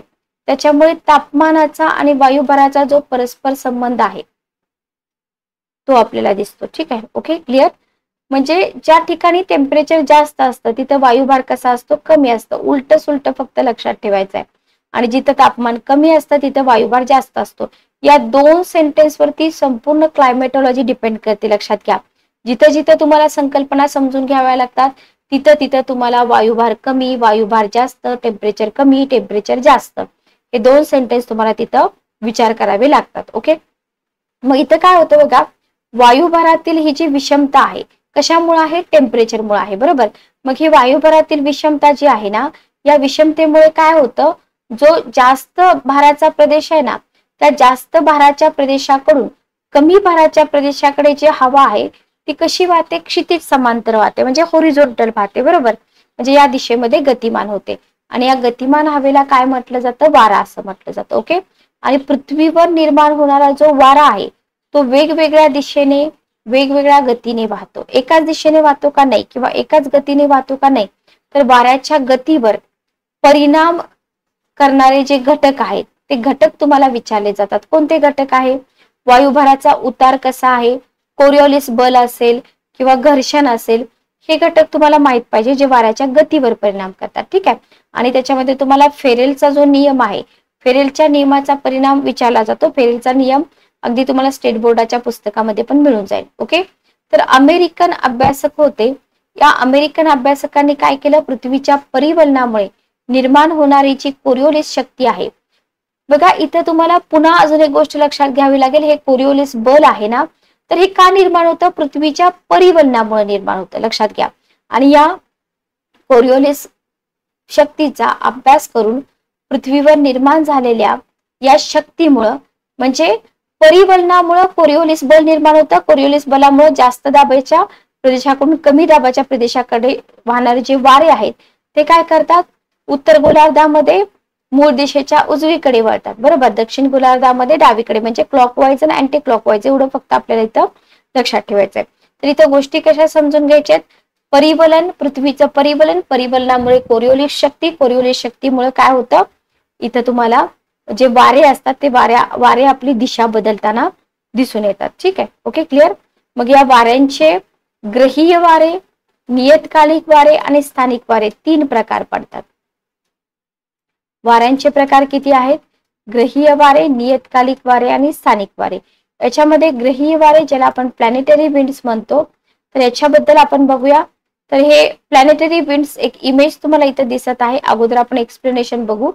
बघा, पृथ्वीच्या पृष्ठभागावर जास्त वायुभार असणारे जे प्रदेश आहेत, बरोबर, जास्त वायुभार असणाऱ्या प्रदेशाकडून जिथं कमी वायुभार आहे अशा प्रदेशाकडे वर्षभर नियमितपणे जे वारे वाहतात, म्हणजे तुम्हाला इथे द्रवीय वाऱ्यांची तीन वैशिष्ट्ये मिळाली की हे वारे जास्त वायुभार प्रदेशाकडून कमी वायुभार प्रदेशाकडे वाहतात, वर्षभर वाहतात, नियमितपणे वाहतात. ठीक आहे, ओके, त्यांना म्हटलंय ग्रहीय वारे. आता हे वारे रेग्युलर वाहतात म्हणून याला नित्य वारे पण म्हटलं जातं.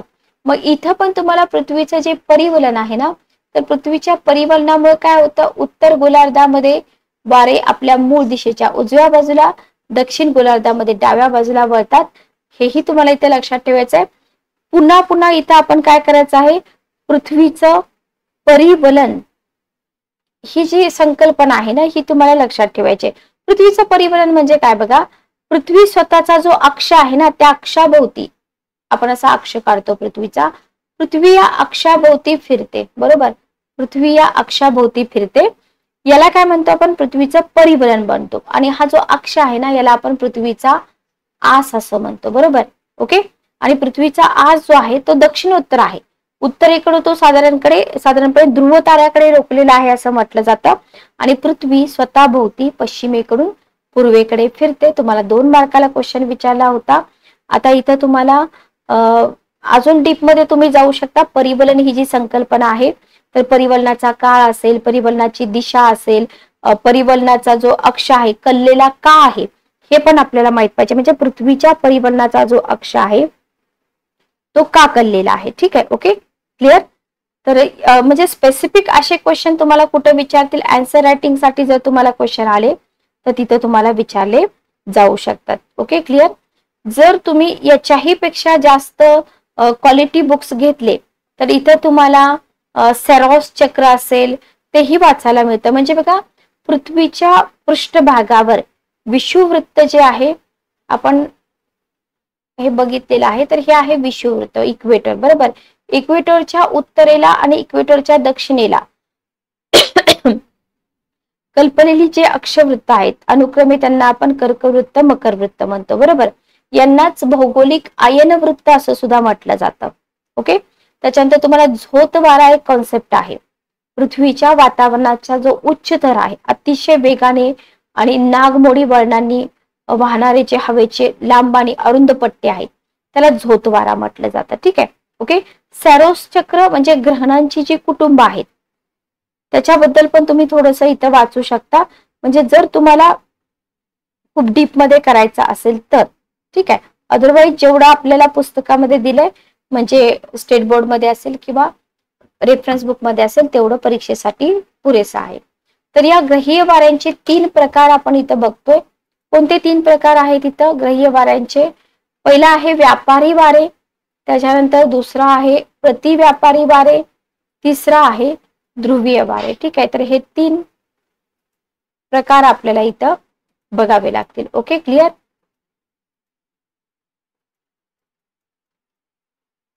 चला, तर व्यापारी वारे म्हणजे काय बघा, पृथ्वीच्या पहिल्यांदा तर तुम्हाला माहित पाहिजे की कोणत्या गोलार्धामध्ये दिसतात.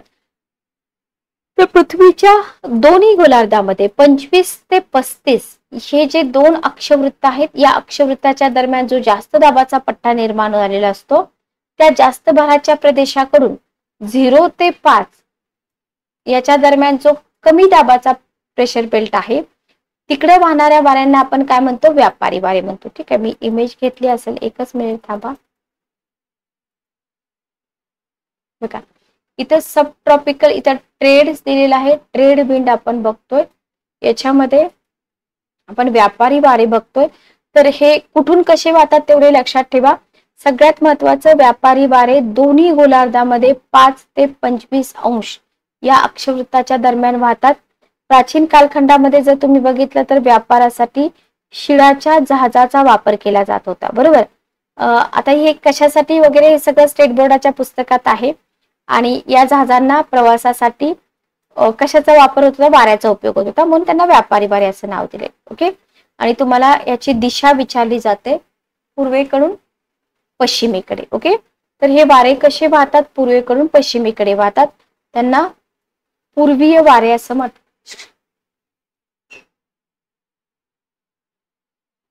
पूर्वीय वारे असे म्हणतात. ठीक आहे. Okay, clear. तर आता इथं लक्षात घ्या, पृथ्वीचं जे परिवलन आहे ना, तर या पृथ्वीच्या परिवलनामुळे काय होतं? पृथ्वीच्या पृष्ठभागावर असमान दाबपट्टे निर्माण झालेत, बरोबर.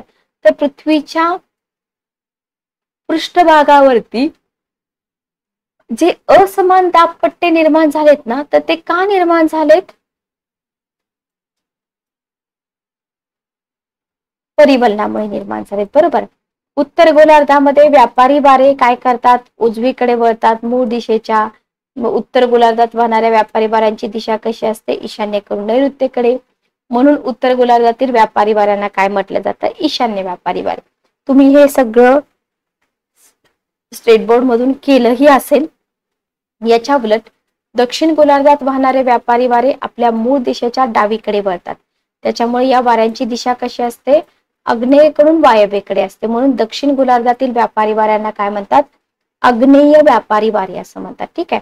आणि हे जे व्यापारी वारे आहेत ना, हे वर्षभर कसे वाहतात? नियमित वाहतात. आणि वाऱ्यांचा वेग जो आहे तो भूपृष्ठापेक्षा सागरी प्रदेशावर जास्त असतो. ओके, म्हणजे ताशी 15 ते 40 किलोमीटर वेगाने वाहतात. याच्याशिवाय ऋतुमानानुसार वाऱ्यांच्या वेगात बदल होतो आणि व्यापारी वाऱ्यांचा जो वेग आहे उन्हाळ्यापेक्षा हिवाळ्यात जास्त असतो, हेही लक्षात ठेवा. व्यापारी वारे भूमिखंडाच्या पूर्व भागात पर्जन्य देतात. पश्चिमेकडचे प्रदेश कोरडे राहतात, त्याच्यामुळे व्यापारी वाऱ्यांच्या प्रदेशामध्ये इथं वाळवंटे निर्माण झालेत. याच्यावरती आयोगाने क्वेश्चन विचारला होता बघा, की व्यापारी वारे भूमिखंडाच्या पूर्व भागात पर्जन्य देतात, बरोबर.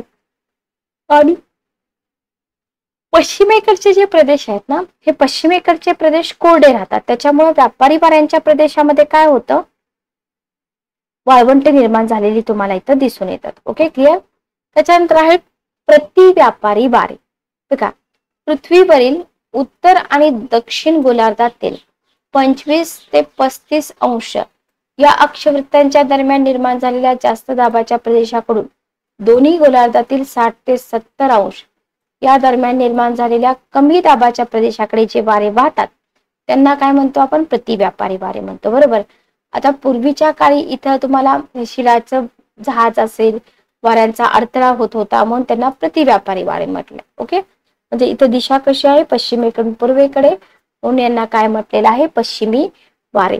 याच्यामध्ये तुम्हाला गरजणारे 40 खवळलेले 50, अगदी स्कूल टाइम पासून आपण वाचतोय की दक्षिण गोलार्धामध्ये महासागर जास्त आहेत, म्हणजे महासागराचा प्रदेश जास्त आहे, त्याच्यामुळं इथं वारे कसे वाहतात, जास्त गतीने वाहतात. दक्षिण गोलार्धामध्ये 40 अंश अक्षवृत्तावरती हे वारे